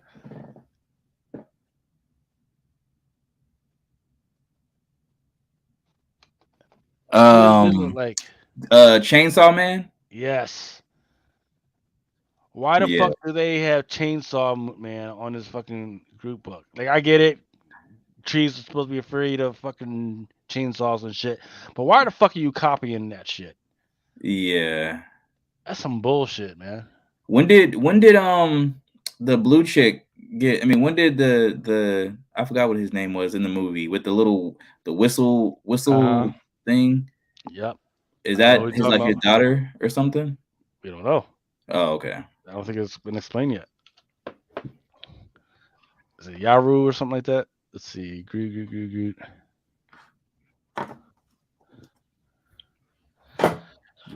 Groot and Marvel.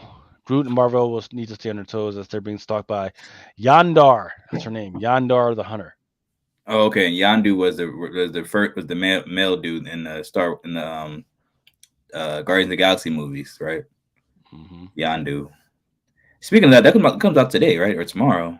What's that? Guardians of the The Guardians of Galaxy? the Galaxy. It came out yesterday, actually. Oh wow. Okay. You should go see it, man. It's pretty good. Well, I mean, I plan on going to see it on Sunday. Yeah. Yeah. Immortal X-Men, Mark Brooks. Is that the chick that can go through walls? Yep. Okay. Pride. Red Queen.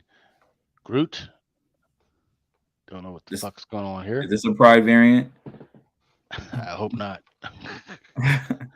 Like, he's a tree, man. Why do you got to make him gray? I don't understand. I mean the funny thing is I think just looking at this cover, I don't think it's a bad cover. Like I just don't know why it's like that. Like Yeah. It's not a gay variant. It's just called the Hernanda Salsa variant. oh yeah, she uses that color palette. I've seen some of her his or her other other variants. Yeah, I don't know why. What the fuck he's writing? Is he writing a fish or a turtle or what the Like fuck it is looks going like on? a yeah, like a koi fish or something. Some sort of Japanese looking like in a aquarium type fish. Here's your Stormbreakers variant by Martin Coccolo. Mm, they thought they were going to make this sell by putting Spider-Man on it.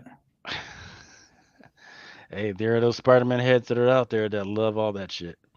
There's your Fantastic Four number 8 Cobus Warpad connecting 700 characters variant. So I would buy this just because there's so many characters packed onto this cover. That's the only reason I would buy it. I'm not. I mean, I don't even collect a whole lot of Fantastic Four stuff, but I would definitely buy this. This is open order.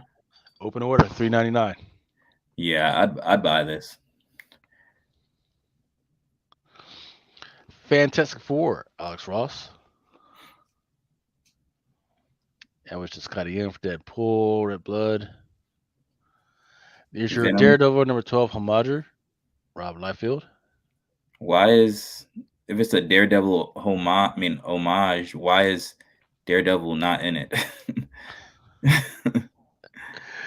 Stop asking questions. Daredevil number 12. I believe this is the Mark Chichetto. Open order.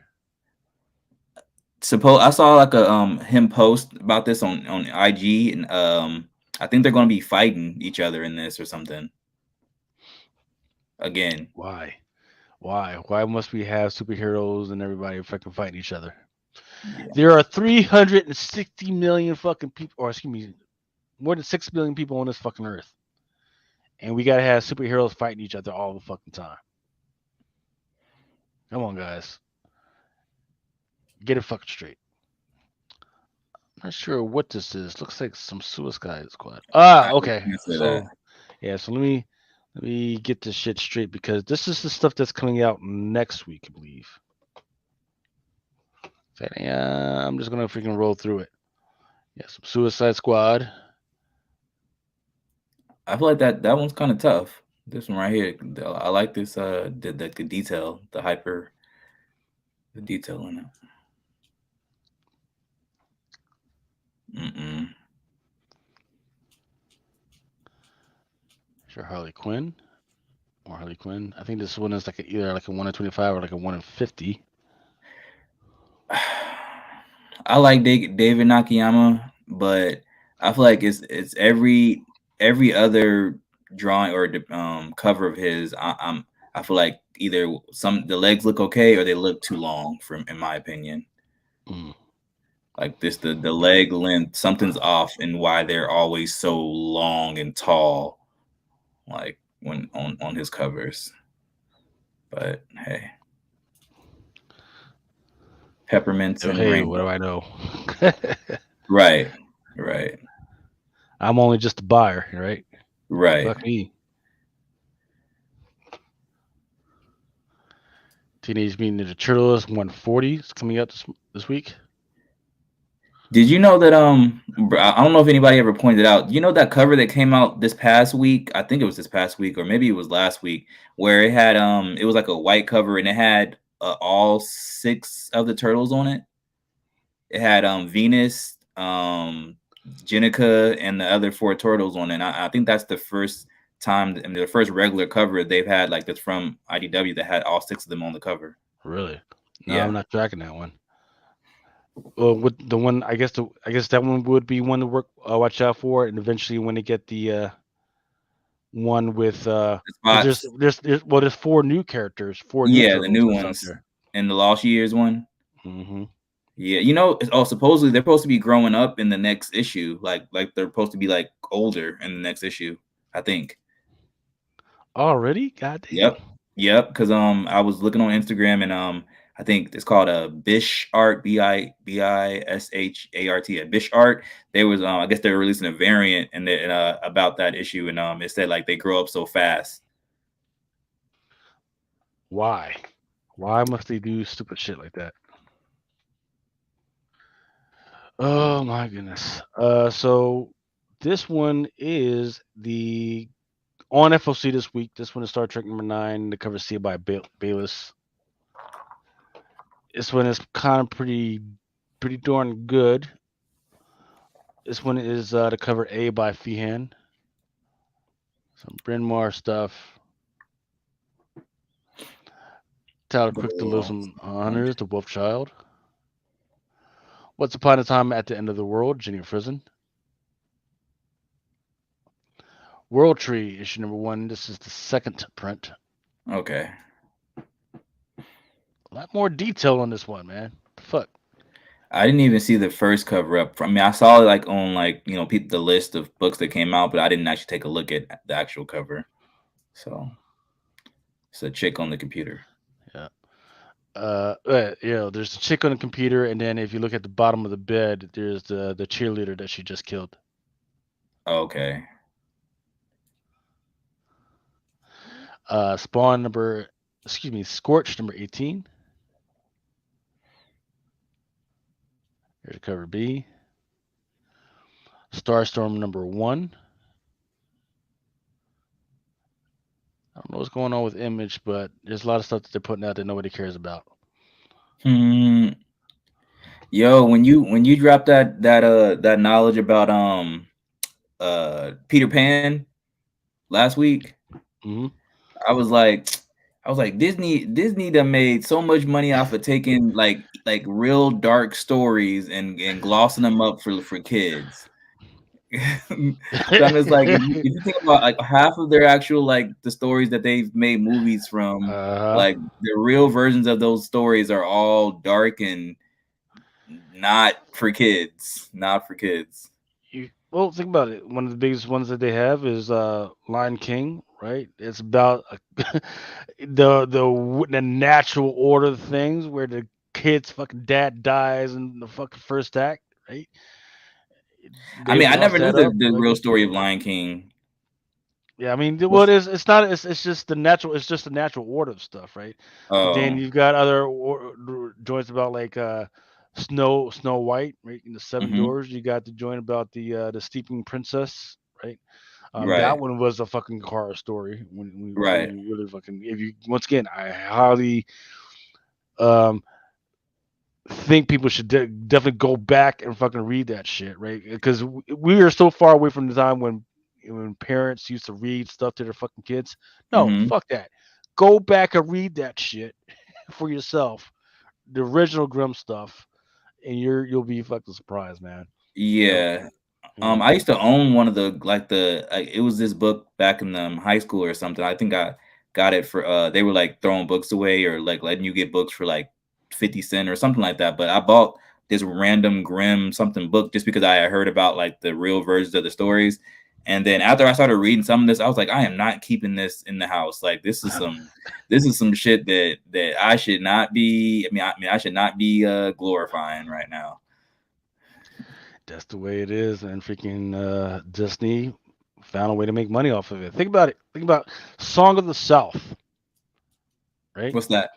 Song of the South was a old uh, post Reconstruction freaking movie about the South and blacks in freaking South, right? And they've got freaking weird bears and everything like that, and they got the old fucking Uncle Tom and everything freaking singing and shit, right? And at a time when blacks were heavily disenfranchised, they made a freaking movie out of it. They took the movie off of Disney Plus, but they had made a whole ride out of it. In fact, and I think just this last year, that's when they freaking decided to tear the freaking ride down because they realized, oh shit, this is racist as hell, right? Yeah, I never that you said that there was a movie called you said Songs of the South Songs of the South, one of the and it's most a Disney racist. movie? Is a Disney movie. Hmm. Wow. I've never I'm gonna have to check this out now. Yeah, I have Yeah, never you will not find it on Disney Plus because they fucking took that shit off, man. I'm gonna find it somewhere. I'm gonna find it somewhere. I gotta watch this now. I knew Disney was racist. I knew it. It was a different time, right, man? Freaking, there was deconstructive. There was a part of our history when there was a revival of reconstructive history when the daughters of the South, they were trying to reconstruct what actually happened, right? I forget what the term they used for it, like when they the aggressive the northern aggression, right? They don't call it the Civil War; they call it the Northern Aggression. That's when those freaking terms came out. We're talking about Right. 50 years after the Civil War. So people who weren't alive there at the time, they were kind of, oh, there was a Northern Aggression. Oh, it wasn't about slavery. It was about freaking business and finances and freedom. Freedom, freedom. They were So reconstructing. They were BS, reconstructing what happened. a Yeah, whole bunch of BS, yeah. basically. It was wild. It's wild, and people, they live like that. Freaking that. Remember, and the statues, right? The statues, the Civil War statues. That's the most interesting thing is that the Civil War statues weren't actually put up by people that were even related to those people. They were put up by other freaking people, and there's the whole tradition, Southern tradition, right? Once Right. again, were not built by people who were actually attached to it, by other people who came in and like, hey, let's build this thing, let's revive this thing that they weren't even a part of, right? Right. So it's wild, right? You know, um, it's definitely freaking wild to see how it freaking plays out, especially because I live in the freaking South, like the deep South, right? Like the stars and bars are on our freaking city flag and shit, right? We've got plenty of statues around here. Um, Yeah. to there's a weird statue around here where we named after a dude who claims he went to the freaking Antarctica. Never, never even came close to that shit. You know, so it's a different mentality on motherfuckers down here. Yeah, it was a whole big deal when they took down the little monument in Charleston Yeah. here. So, So let's see some of these freaking comments. Um, Jay says I hate. Jay Nana says he hates when they change history. Me too, man. What's up to Freddie Mahalo, man? Freaking nice to see you back, man. AOA. Oh shit, we went from 6 people to 78 people. Freaking welcome everybody.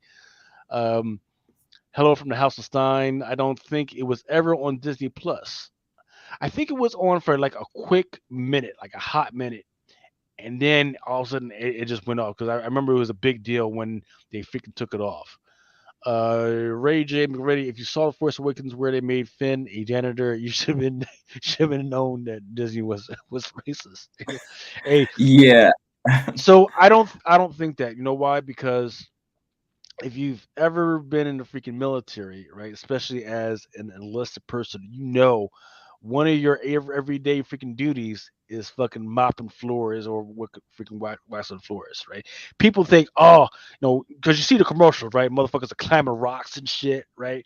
And yeah, fucking riding in fucking tanks and on their fucking computer, fucking doing cool hacker shit and everything. Nah, nah. 90% of your fucking job will be fucking sweeping floors, fucking mopping shit, fucking painting rocks and fucking shit, man. Doing other motherfuckers' laundry and shit. That is 90% of your fucking job. Cleaning weapons, right? You not shooting, cleaning the motherfucking weapons and shit. You know what I mean? yeah. That is absolutely 90% of your job when you first come in. Big Remo saying you forget Maine live in South Carolina. Hey, South Carolina Yeah. becoming more progressive now, though, man. Rick Barr says, yeah, the Zippity Doo song came from that show. I think he's referring to the Song of the South. Um, he says, Big Remo says he would not be purchasing land in South Carolina anytime soon. Well, I think there was actually some new projects where Bank of America was actually giving minorities money to buy freaking land and lower income places so they could kind of develop what's going on down there. So I saw somebody actually talk about that, but but they were thinking about talking about the opposite side of, they were saying that there's a reason why the banks were giving people money to do that, because it was something about like later on they were like overcharging them on something, or holding them into something like for years, like getting them to sign up for something they couldn't pay for like for years or something like that. yeah. So like somebody actually was on the news or something here, like on one of the local channels, like talking about that. Well, yeah. So the 2000, yeah. So here's where it's interesting, and I don't want to bore people about it, but let me see if I can tie it up in 60 seconds. During the 2008 freaking thing, the recession, what happened was they brought out a lot of subprime mortgages. There was mortgages to people who couldn't really afford it, who had really low credit scores, so they gave them freaking bunch of money. The intent was is that even if they lost out on money, they could package the losses and debt and sell those off to other freaking companies. Those stocks and bonds from those companies switch hands a lot of times, and then eventually that carousel has to freaking stop as the money actually comes freaking due. So they would break up. Hey, your March payment on your house and my May payment on my house was sold as a freaking stock, right? Well, what happens if we don't actually pay it? It becomes a huge freaking debt loss, and the freaking bank that actually freaking sit with it is just freaking out of that fucking money. So that's where the 2008 freaking recession happened, or that's where they blame it on, right? Mm. So now that's what they're doing the same thing. They're like, okay, we'll give everybody these freaking mortgages. We'll revive the submortgage, but it's backed by the money that the federal government gave to Bank of America and all these other freaking companies. Now Mm. here's the more interesting thing that happened within the last couple of weeks. I don't remember whether it's actually signed into law. Is that people with lower credit scores can actually get more money off of the finance or the closing costs that they had to pay for it. even lower than the people who have higher credit scores. That's never happened before. That's not the way it's supposed to work, but that's the way it's freaking happening. So if you have a 620 and or excuse me, 720 and below credit score, you will pay less in cost or percentage points than somebody who has a 720 and up. And Mm. that's never freaking happened before. And people that know are kind of upset about it, but we'll see how it works out for everybody. Big Room says North Carolina has the highest health insurance in the nation, plus a lot of land is in flood zones. And Ray J. Morales, I'd move out to Carolina State. Not gonna lie, I love mountains, and I definitely grow herb in those woods, son.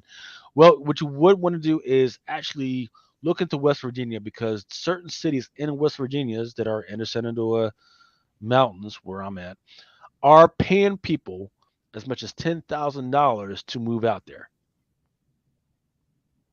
I'm not bullshitting. Mm. Look it up. They are paying people $10,000 to fucking But move out why they gotta pay people to move out there? There's got to be something because going on. yeah, because so a lot of these cities were actually first built as coal mining cities, right?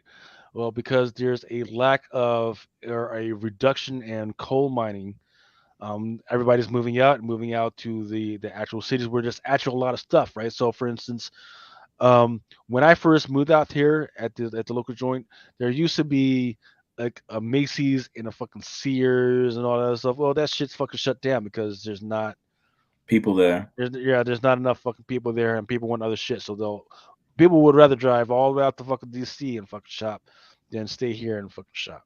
That's just the way it Okay. is, right? So I was like, okay, well, if none of the stuff that I want is fucking here, I'll just fucking move out, especially in West Virginia.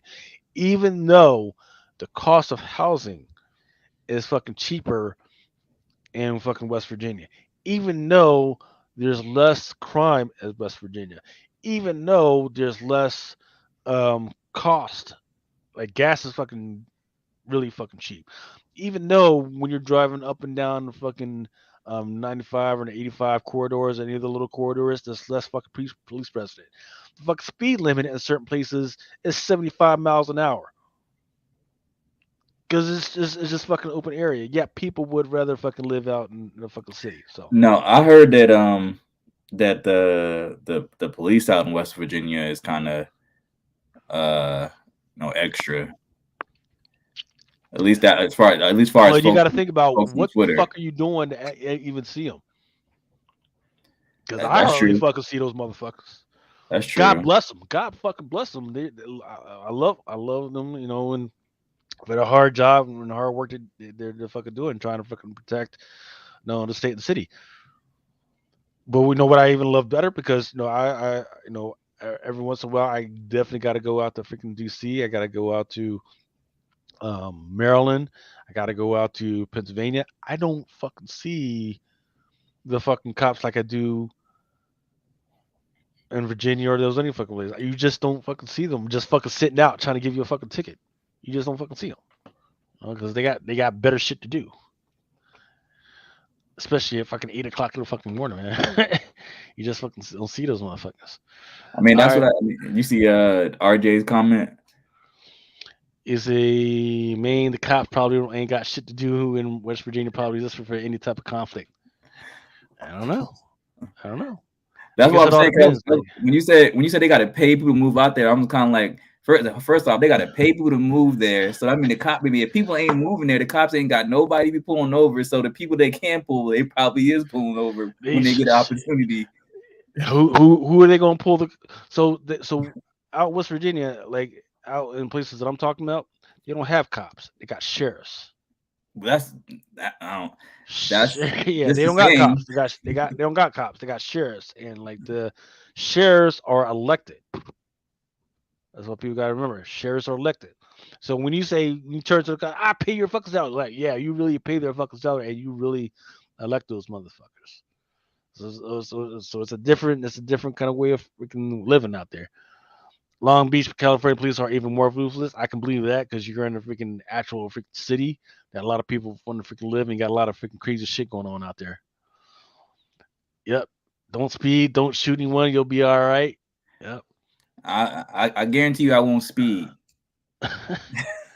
I mean, when the speed limit is like 75 to 80, if you are fucking speeding, Right. If you like speeding, you gotta goddamn. be really speeding. If the speed limit's already at 75.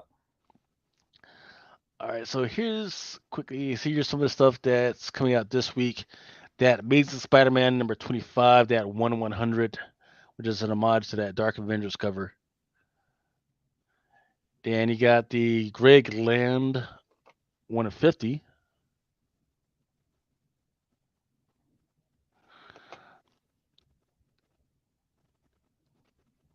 At Scotty Young 1 of 25.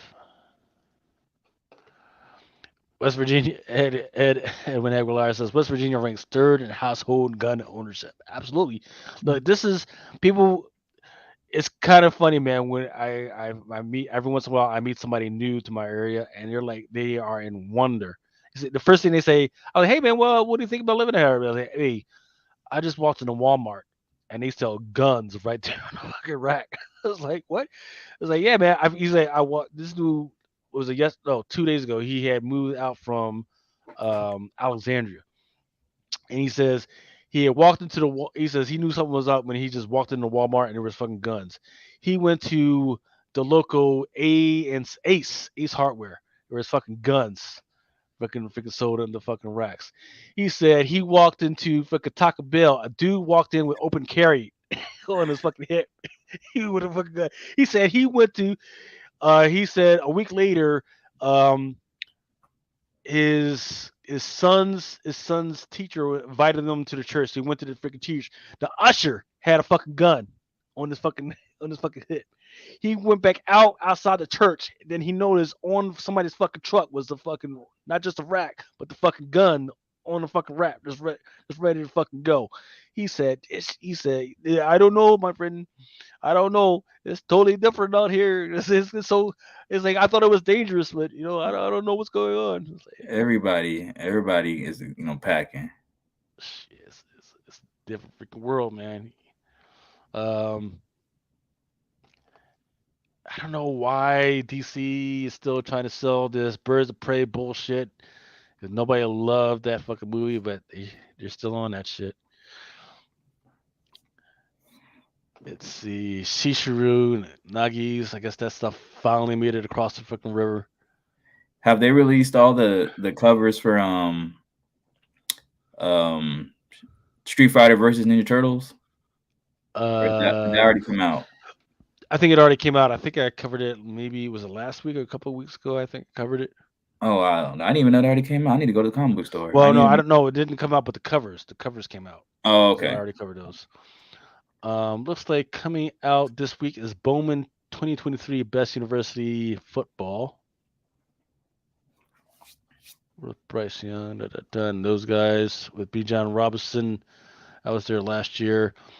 For manga, By the Grace of the Gods is coming out. That's volume 8.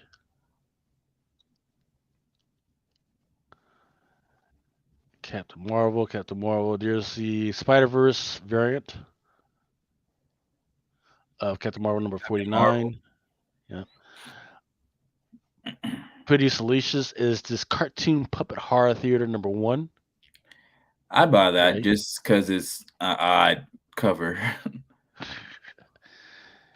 I don't. Yeah. I don't What's it remember this called? being You on say it's FOC. called? It's called American Mythology. Yeah, No, American it's called cartoon puppet cartoon. horror. Yeah. The company's called American Mythology. Um, it's called Cartoon Puppet Horror, and I do not remember this on FOC. So I'm pretty sure a lot of people are not tracking right now. Cartoon puppet. So I gotta remember to. Let me go ahead and freaking add at least one of these to my freaking cart. Yeah, me too. Chasing after AOI, Koshiba. There's your. I might have to get this one. Actually sold out already. Is it? Yeah, it's already sold out already. Chainsaw Man, Devil Hunter's uniform. Thank you, Freddie Mulholland, freaking stepping up, freaking helping us out. Thank you very much, man. Freddie Mulholland, you are man. Hey, freaking. I'm just freaking hanging out, freaking having fun, man. Just putting this stuff out for you guys, man. Love you guys, man. Love you, Freddie. And don't forget, man. Freaking, if you need anything from the fucking pool box, just freaking let me know. Definitely try and hook you up. Classroom of Elite Year 2. See, this is definitely where J. Scott Campbell got the idea for that freaking variant that he had for him. He's on Spider-Man that he put out last week. Uh, duh, duh, Jay duh. Naya or Nunya is asking, is the Stranger Things and TMNT crossover real? They're doing Stranger Things and Teenage Mutant Ninja Turtles crossover. Was that an April Fool's joke? I have not seen that. The only one I've I seen saw is that the as Power. well. Did you? I've only seen the Power Rangers and Teenage Mutant Ninja Turtles freaking crossover and the Street Fighter joint crossover. That's the only one I've seen. But yeah, if you somebody want to freaking yeah, pass me the link on IG and we'll freaking talk about it next week. I'll send it to you. Yeah, yeah. If you got it, put it in the private chat and I'll freaking pop it up.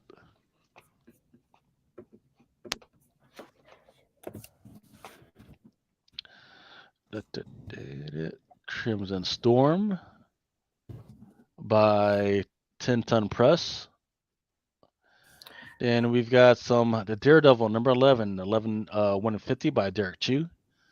I don't know what Derek Chu's on, man, but he's been drawing a lot more of his stuff with the ladies with some back meat, man. Yeah, I think he got that from me because I commented like last year at some point, and I was like fine. I was like, I like your work. I was like, I like how you made this version of her thick. And he said thank you. He was like, I'm thinking of I gotta find the comment, but he said something along the lines of, yeah, he like doing that. So I'm like, okay, keep it going, Keep the party keep going. it going.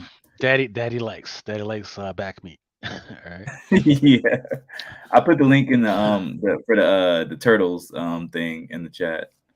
Uh, okay, I'll get to it. And Daredevil number 11, Hyuk Lee, Iron Fist, the Asian American Heritage.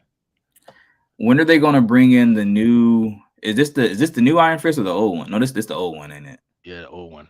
Yeah. Okay. And then let's do this one right here. Let's see if I can blow this up a little bit. Let's go to 100%. IDW turns the heroes in a half shell upside down with Teenage Mutant Ninja Turtles Stranger Things crossover. The mashup you never expected.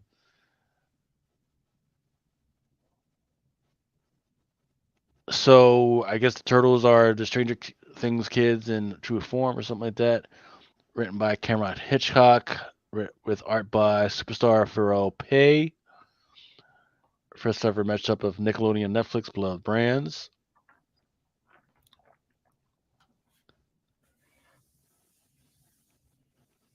I don't know. I'm not sure how I feel about this right now. I'm just trying to figure out what are they gonna be doing in it, like this chopping up the monsters from the upside down, like beating the shit out of them.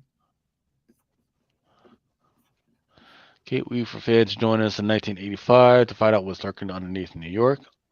And that cover might have gone hard, except that the face is kind of fucked up. Yes, yeah. I was like, oh no, and then I was like, and then I looked at the face and was like, oh no, you're Those fucked up. teeth. Yeah, I don't know. This one's a little better. It looks like That's Michelangelo, yeah, I think. and here it looks like he's whistling, and here is like, I don't know. Yeah, he looks like he's like like a yikes, like the yikes face. That is not the face of a warrior, my friend. Sorry. Mm, Then this one looks like a Saturday Adventures freaking type deal. yeah, I think this And then one's look the at the best art. What one. the fuck is going on with Mikey in the back? What the fuck's going on? Yeah, he got lazy. Ah, damn. He got lazy. So it says Stranger Things number 1 will be available with multiple cover variants for fans and retailers to enjoy, including cover A by series artist Fair Poe, Jorge Corona, cover C by Jen Woodall, Cover D by Adam Gorham, and rare retailer incentive variants, including those by Raphael Albuquerque and Warren Johnson. Interesting. Okay, well, let me see. Let me punch this in to my search box and see what the dates for those are going to be for you guys.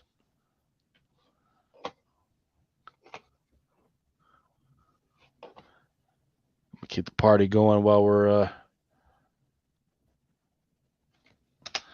all right.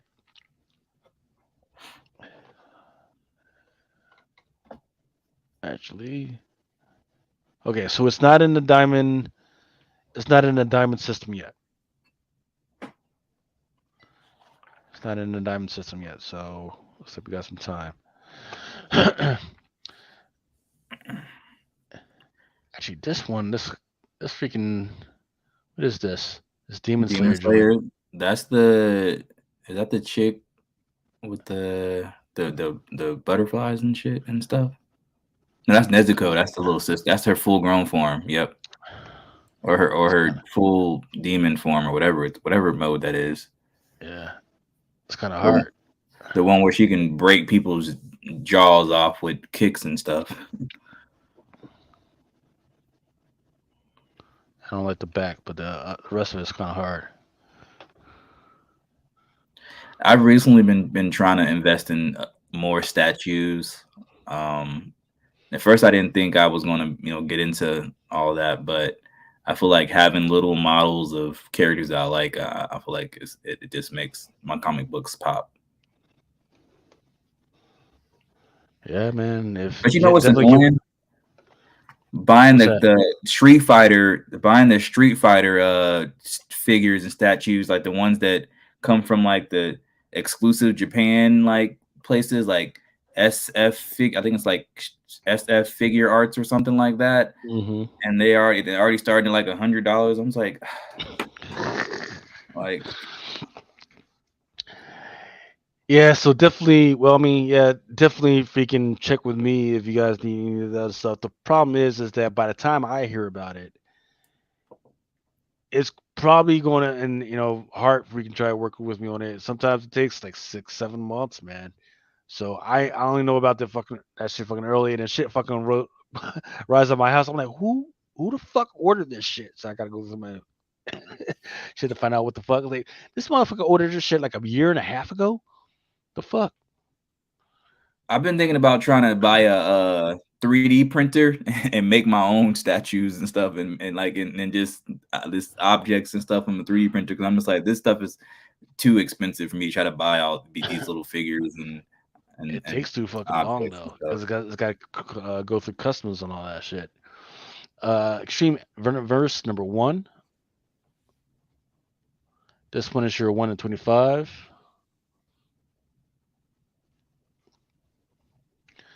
Then going back to that same cover art, that one was your 1 in 50 as well for the version. Here's a Momoko No. and a Scotty Young. Now there's like a ninja, like a samurai Venom now. Yeah, nobody's buying that shit. Nobody cares about it right now. Unless something else pops off.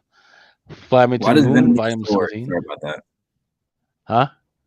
I I said, don't know. why does Venom need a sword? Exactly, right? Frank Frazetta, Death Dealer, 1 in 10.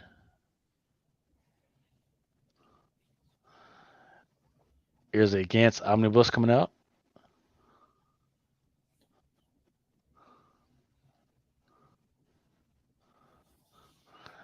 There's your Ghost Rider number 14, Inhyuk with Takugi on the cover. I thought they were going to do more with him. Like, I feel like besides the whole like Tiger Division thing and his first appearance, like it was, I ain't heard very much about him. I thought he was going to be like the next hot shit for Marvel. Yeah, remember Agents of Atlas? Remember how we thought they were going Yeah, to do something with those guys? I don't know, man. Um, I told you I'm Ghost, out on Marvel. they've got too much shit, and they don't know what to do with it. Like I saw their vision, but their execution is just so like off whack right now. Like, okay, you got everybody's interest. You're like, okay, here's the main core. Now we're gonna diversify it. We're gonna have the Africom thing, right? And then we're gonna do Pacific Command, right? We're gonna do Asian stuff, right? Mhm. Right. But I think what happened was once that Shang-Chi thing came out, and it didn't absolutely fucking set the world on fire. I think a lot of the Marvel became really gun shy on doing any new other stuff because they were all supposed to do the Union Jack thing. Remember there was a Union they had a whole Union Jack freaking team, right? And now Right. they're kind of creeping along on the Captain Britain stuff, right? Like, okay, we also got Captain Britain, and nobody gives a fuck about Captain Britain, and I'm including people in the UK, right? I've got people with in Comic Crusaders who are from the UK, and they don't give a fuck about Captain Britain or the Union or any of these fucking UK guys right now. They don't give a damn about any of that stuff, man. I honestly think that they messed up in that Shang-Chi movie when they changed up the whole little his rings and the place and stuff that he was like from or whatever. I think that's where they messed up trying to put their own little spin on it. Like I Hmm. think those little energy ring things, like his whole little, he uses them like blast. Like I like the idea of him have like each ring having an individual power. I don't like how he just spins the rings and makes them do stuff by spinning and creating electricity and energy and stuff. Like yeah, I think they Disney did too much. They thought they were being too clever. That's why they let half of their executives go. It's like Yeah, we're just waiting for them to let Kathleen Kennedy go regarding the who's Star that? Wars What she shit. play? Well, Oh, okay. she's the executive director for the Star Wars stuff, Okay. and I think they were waiting on the numbers from the Mandalorian to see what's going on, and then but maybe the Star Wars vision and the Jedi Adventure stuff may help her out. So we just gotta freaking see what's going on with that one. Um, up right now. Up once again. This one is coming out this week. Released this week. This is Ghost Lore number one. Um, this is a UV spot ghost variant joint. So I guess what's happening is you get light into it, it absorbs light, and then it kind of glows in the dark for you. So the dude that's in the church hall, it'll glow in the dark, which is weird because what they probably should have did is this 1 in 25 by Murakami with the little boy that's just standing in the fucking road. That should have been the one that should have been UV light. But once Yeah, again, I agree. I agree. yeah. And just making sure everybody understands that this one is written by Colin Ball, who does have a non-exclusive with I forget who he has not non-exclusive option joint with company with. I'm not sure if it's Netflix. I forget who it is, but it's him and Robert Kirkham. They've got their own freaking exclusive with these, but unfortunately, everything's been going kind of slow as far as stuff coming out. It's like a list. It's a huge list of stuff. Like, oh yeah, we'll take this, we'll take that, and everything else. And then there's the 1 to 50 for Ghost Lore. That one's done by Jenny Frison. I don't understand why this one is not glowing in the dark and UV either. That one's kind Yeah, of creepy. I don't. I just think that it doesn't pop like that. Just looks like a chick. So Diamond sells porn now, guys. Did you know that? Glamour Glamour Girls Girls of Paris, Volume 2. Volume 2, Volume not 2. 1. So I mean, this is actually it's just pictures like in the late 50s. Guess Oh wow, so. erotic nude photography. Yeah. I mean, I guess they got it. They're like, hey, we took these pictures back in the day. Like, let's go ahead and milk them. I'm pretty sure there's men that, that still want to see these, burlesque or whatever. What do they say? The women. Burlesque. Yeah. Yeah. so so so so RJ McReady, let me get let me get through the this stuff, and then let's go back to that discussion on Guardians of the Galaxy 3. And remember, just remember, we gotta discuss it with no spoilers because a lot of people have not seen it yet. Um, for manga, Hidden Dungeon Only I Can Enter. I don't know if this is connected to the Dungeon series that I was watching on Peacock, which it's delicious, just absolutely delicious. But I don't That think looks it's like related some to some H, like some. hentai. And Matsuri, volume number 18. I Am Iron Man by Mobley. Interesting how you got the little two kids with the wearing the Iron Man stuff. And it's a Mother's Day special. Yeah, a lot of little kids in this Iron Man stuff.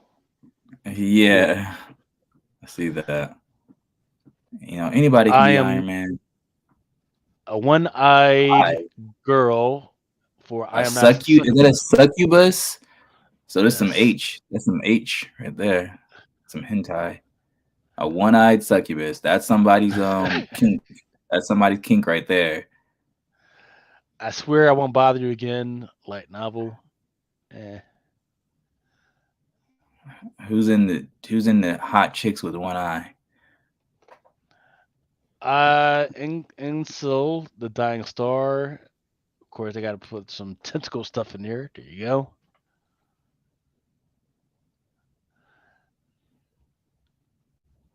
Iron Man, Iron Man, Iron Man. Oh, here we go. Invincible Iron Man number 6, Rose Beige. I feel like she had like a little like a quick peek and then just disappeared. People fucking hurting her hand, man. Fucking making her draw her ass off. Hey, whatever you got to do to freaking pay the bills. I mean, I actually kind of weirdly like this one. Kong, Great War number 1, cover C by Joe DeVito. And here's one Are they still 15 building out Batman. like the Godzilla universe with those movies and stuff, or is They they ended are. with the one They with the are. Kong? They are. And what's interesting is there is quite a few mentions in the Guardians of the Galaxy to kaijus. They're talking about that stuff in the movie. So they gonna bring Uh, in they gonna mix Marvel and Godzilla together.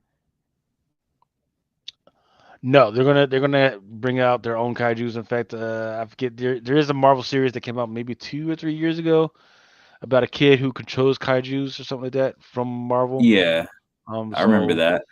yeah, because gotta remember we're at a superhero fatigue right now.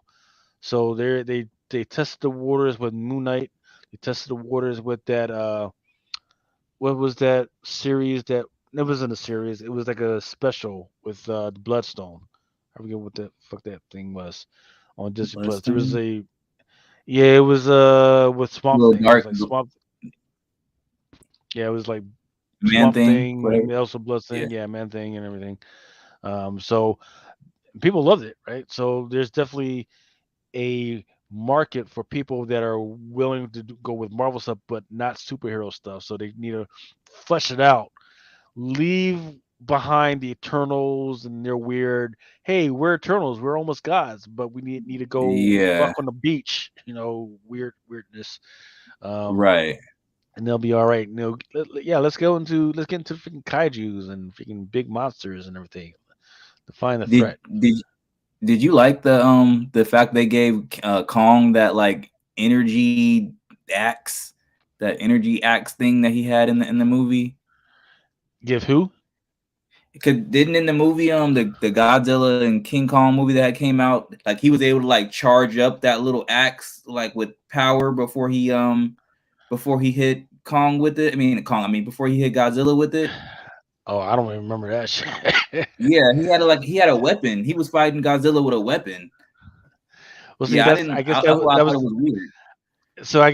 so I guess the point would be is that monkeys have surpassed all the other animals because of our ability to think. I guess that would have been the message. Um, and that's the only thing that's going to keep our abilities to survive is our abilities to think, use weapons or tools, and keep it going. But I don't know. I'm not there to think about the science of this stuff. I want to just sit in the fucking dark fucking theater, eat my fucking popcorn, and be entertained I mean, when it all comes I down feel to like it. I do a lot of over analyze. I'm just kind of like, why is he not just giving? I mean, just giving Godzilla, them hands, just putting them hands on him, just boxing the shit out of him. But they gave him a weapon like a battle axe in the dang movie. I like I this. don't know. Tentacles, Yeah, titties. tentacle. Yeah, for those with more of a tentacle kink, there's your Mystere annual spawn of abyss via Xenoscope.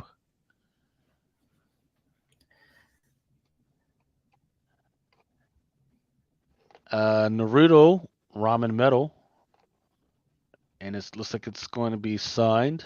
Apparently. Like, so is that like a manga special manga issue or something? Mm-hmm. Let's see. Let me make sure. This is from Attaboy Metal. Oh no, it's a metal sign. It's not Oh, a okay. sign. It's a metal sign featuring Naruto eating his favorite food measures. Okay. I was like, why are they still dropping more Naruto manga? I was like, it's over, isn't it? And for $110, you can buy a Netflix Squid Game Young Hee Dao Tamashi.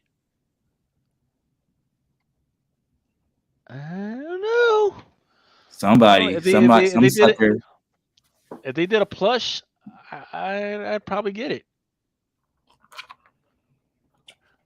I'm all about I'm all about plushes now these days, man. Comfortable pillows and shit. Oh, did you see you see Joshua Vincent's comment? He says the axe was made of a scale off of Godzilla's back. So the only thing that can hurt Godzilla is Godzilla himself. Basically. And that three-headed dragon, Thundra, whatever the name of the three-headed dragon that Godzilla fights. The fire breath was hurting him. See, now you're gonna make me have to freaking watch that shit again. God damn, I ain't got time for that. Slice of Life from Yen Press. Reborn as a vending machine. Wander Dungeon. Reborn as a vending machine, so somebody can put some money in you and take what they want from you. So you know how I often say, Marvel and DC or Hollywood are just throwing shit up against the fucking wall to see if it fucking sticks. Mm-hmm. Anime really does that shit, but you know what? It's actually enjoyable. I do actually enjoy reading the shit and fucking watching the shit. So that's the difference. All right, Rogue and Gambit number 3, 1 to 50 by the call. That one's not bad. I Looking like like it. a couple of Southern Belle fucking lovers in the back of a 7-Eleven parking lot. Right. I don't know what's going on with this Rolling Stones finger design. Why my Oh, dude's got a chain collar? you can draw what you want on there, or put what you want Yeah, on the but why is face. he? But why does he got to have the fucking chain collar like he's a fucking gimp though? You got to make them tough, Rolling Stones, there ain't nothing. There ain't nothing tough about wearing a slave collar, my friend. I mean, you're the fucking bottom, my friend. Hmm?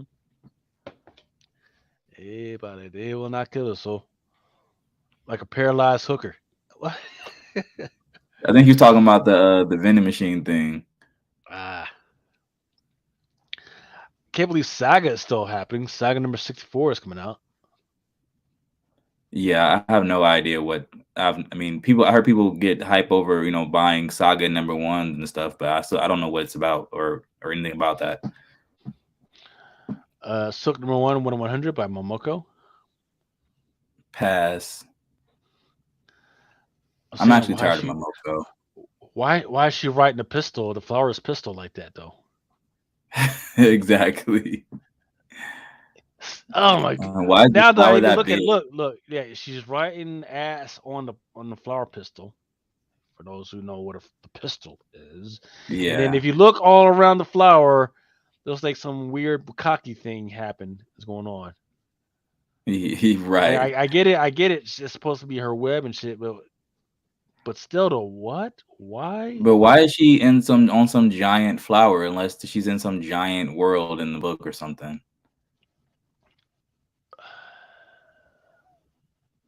But I'm tired of Momoko. I'm really I'm kind of I'm Momoko'd out. 1 in 25 by David Nakayama.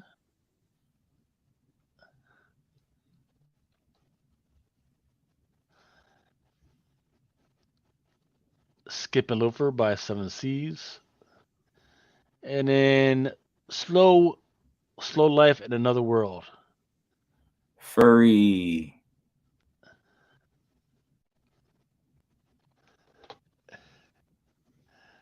Peach just wanted to draw a flower. Jeez. That's true. That's facts. Like, because why is I feel like she could have chose a ton of different things to have Silk doing something Something epic. epic. Yeah, Mario Brothers homage. I mean, if it's how much is that? $3.99. Yep.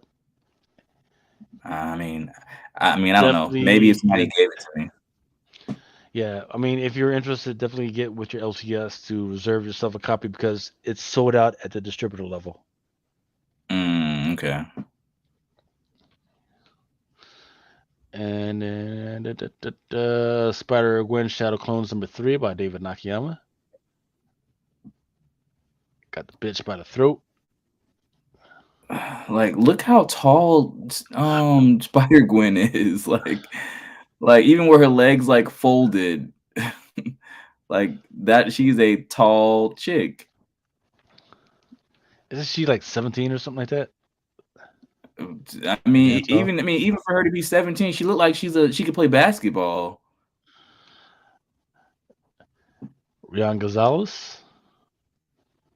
I think I like that one. It's not bad. The Greg Land. I'm tired of these. I'm tired of those. Is your 1 in 25 Blade 2099. Oh, okay. I would say like who is? I mean that Blade 2099. There's your Star Wars High Republic 1 in 25 by David Aja. Maybe if it was more detailed.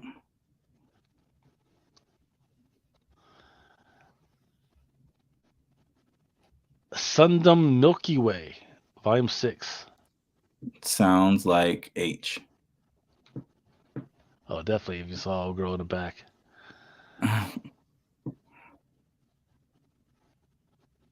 Mandalorian Anzellan Droid Smiths. Stanley. Let's see, is that all the books? Some Jung Gun Yoon for Vampirella Strikes #12. Nah.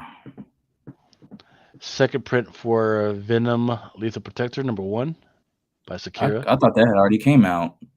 Well, this is the second print.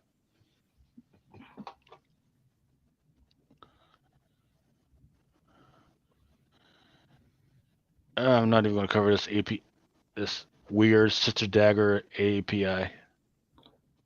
Who? That's weird. This one's actually not bad at all. Edge has done X-Men Red #1 in 25. Yeah, that one is tough. That's number 11. I thought 11 came out this past week. What issue came out this past week then? Wasn't there a Storm cover that came out this past week? I don't remember. I don't think so. I mean, if that's not the case, I want that one. I thought that had already came out, and I had already put that on my list. Yeah, there was one that was on FLC this past week. That was the one with old girl on the motorcycle. No, not that one. Not that one. That's the 1 in 25 for X-Men Red 11. Let me add No, that. yeah, 1 in 25 by Edge. I'm gonna put that on my list right now. Yeah. All right. So people wanted to talk about the Gardens of the. Whoa, I just going off in the chat. Um, Gardens of the Poison. Galaxy. I'm Sorry. sorry. I'm reading the comments from Cardi West. Sorry for that. Yeah. So is poison from single? So is poison from Street. SF6 a male or female? Um, I assume it's a chick because she has titties on the cover of the online exclusive that just came out.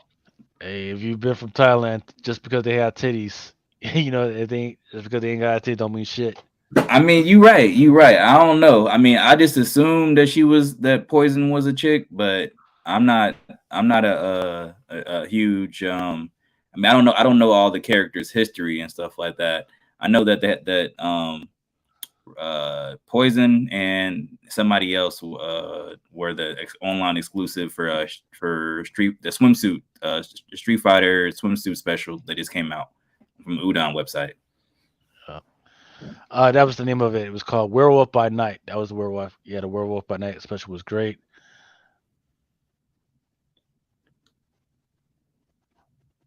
Oh Joshua wow. Vincent says there better be an iPad in that magazine with video. RJ says Diamond's about to sell crack. Oh, well, nobody sells crack anymore. It's all about fentanyl now. And Hmm. he was asking about, did y'all see Guardians 3? It's easily the best Guardians film of the three. Um, it has so much fucking heart. Superman is in safe hands with Gunn. So yeah, I saw it. In fact, I just saw it a couple of hours ago, which is why I had to draw this up late. And it's like back to back freaking action. It stops for an emotional moment, but the part of writing something is if you're going to start with for an emotional moment, that emotional moment either has to give you absolute closure on something or be a writer that carries you to the freaking next freaking action freaking point. And they did that freaking massively here, right?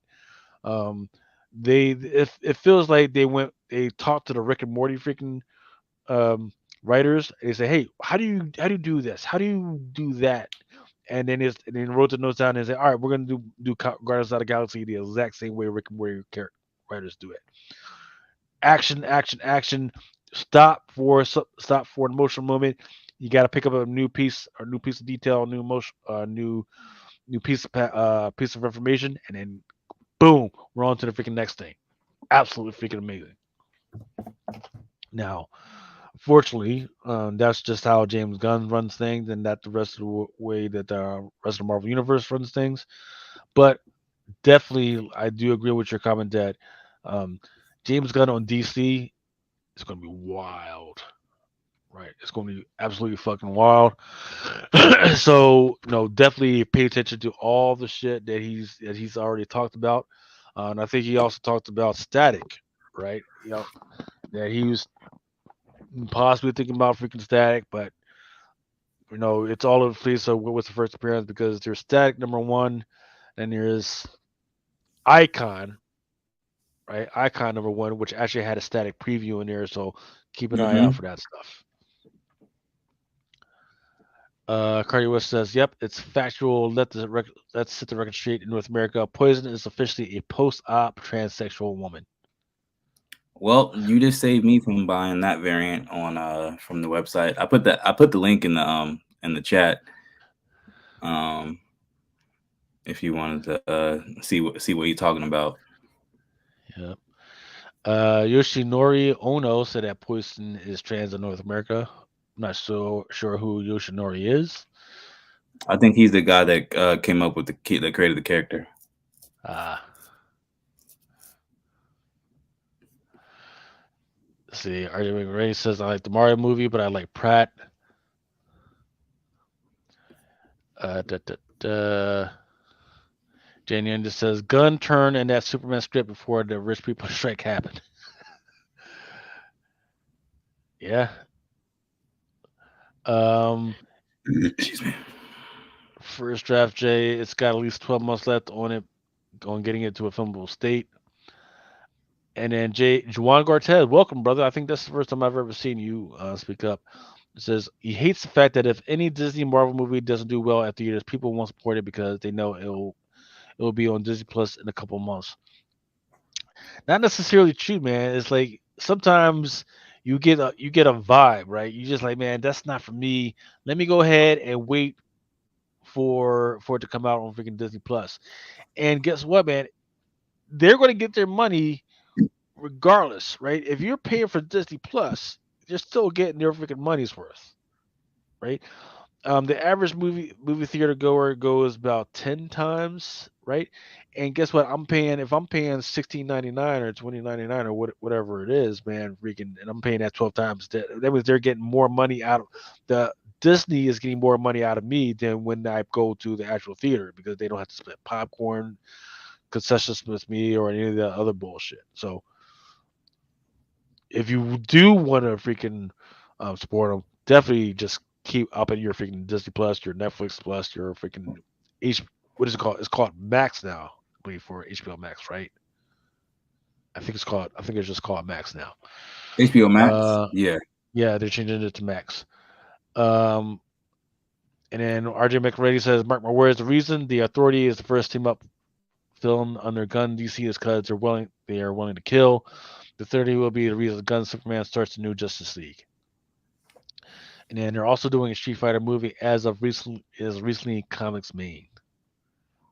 Yeah, I'm hoping that they do the Street Fighter movie justice this time, and they don't pick actors who look like I could spar with them in the ring, and who look goofy as hell. Like I feel like almost everybody they chose for those actors in that movie all look terrible. Like why would you choose those people to be these people? Like Bison, the Bison dude didn't look swole and tough, like or like large in stature at all. Ryu and Ken look like bums, like two guys they just found.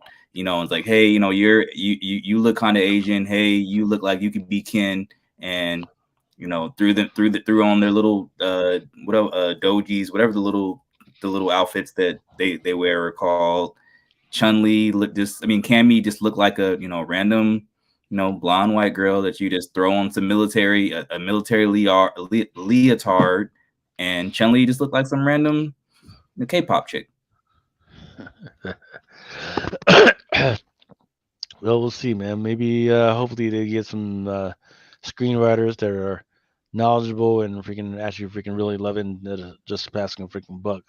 But no, they are still freaking doing movies. They're still shooting movies, but the people that are allowed to be on set has drastically changed.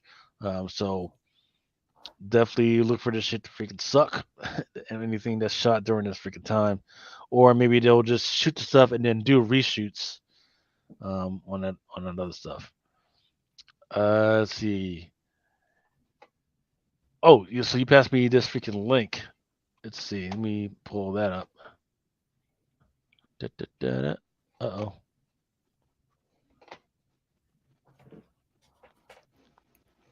Yeah, that's poison So right this there. is the 2023 Street Fighter swimsuit special number one, cover X1 Poison Bikini online exclusive, and of course that's what you said, that she's trans, or not necessarily trans. She's got the post op.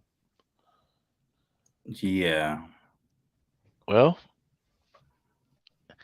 hey, hey, freaking, there's definitely people that are into that. So freaking let it be, man.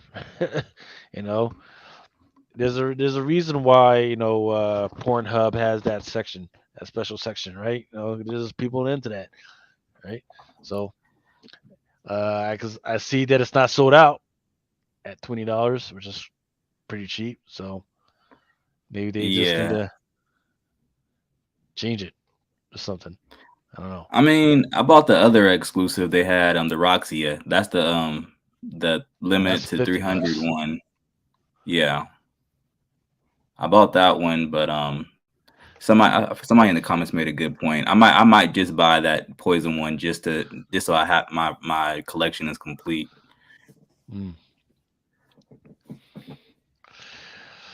takes all kinds. It takes all kinds, motherfuckers. It ain't no China in a wedding dress. Right. Well, comics man, I want to thank you for hanging out with us. It was definitely a freaking pleasure to have you freaking back, man. Hopefully, this is not the last time we freaking see you for another fucking year. Come back next week if you can.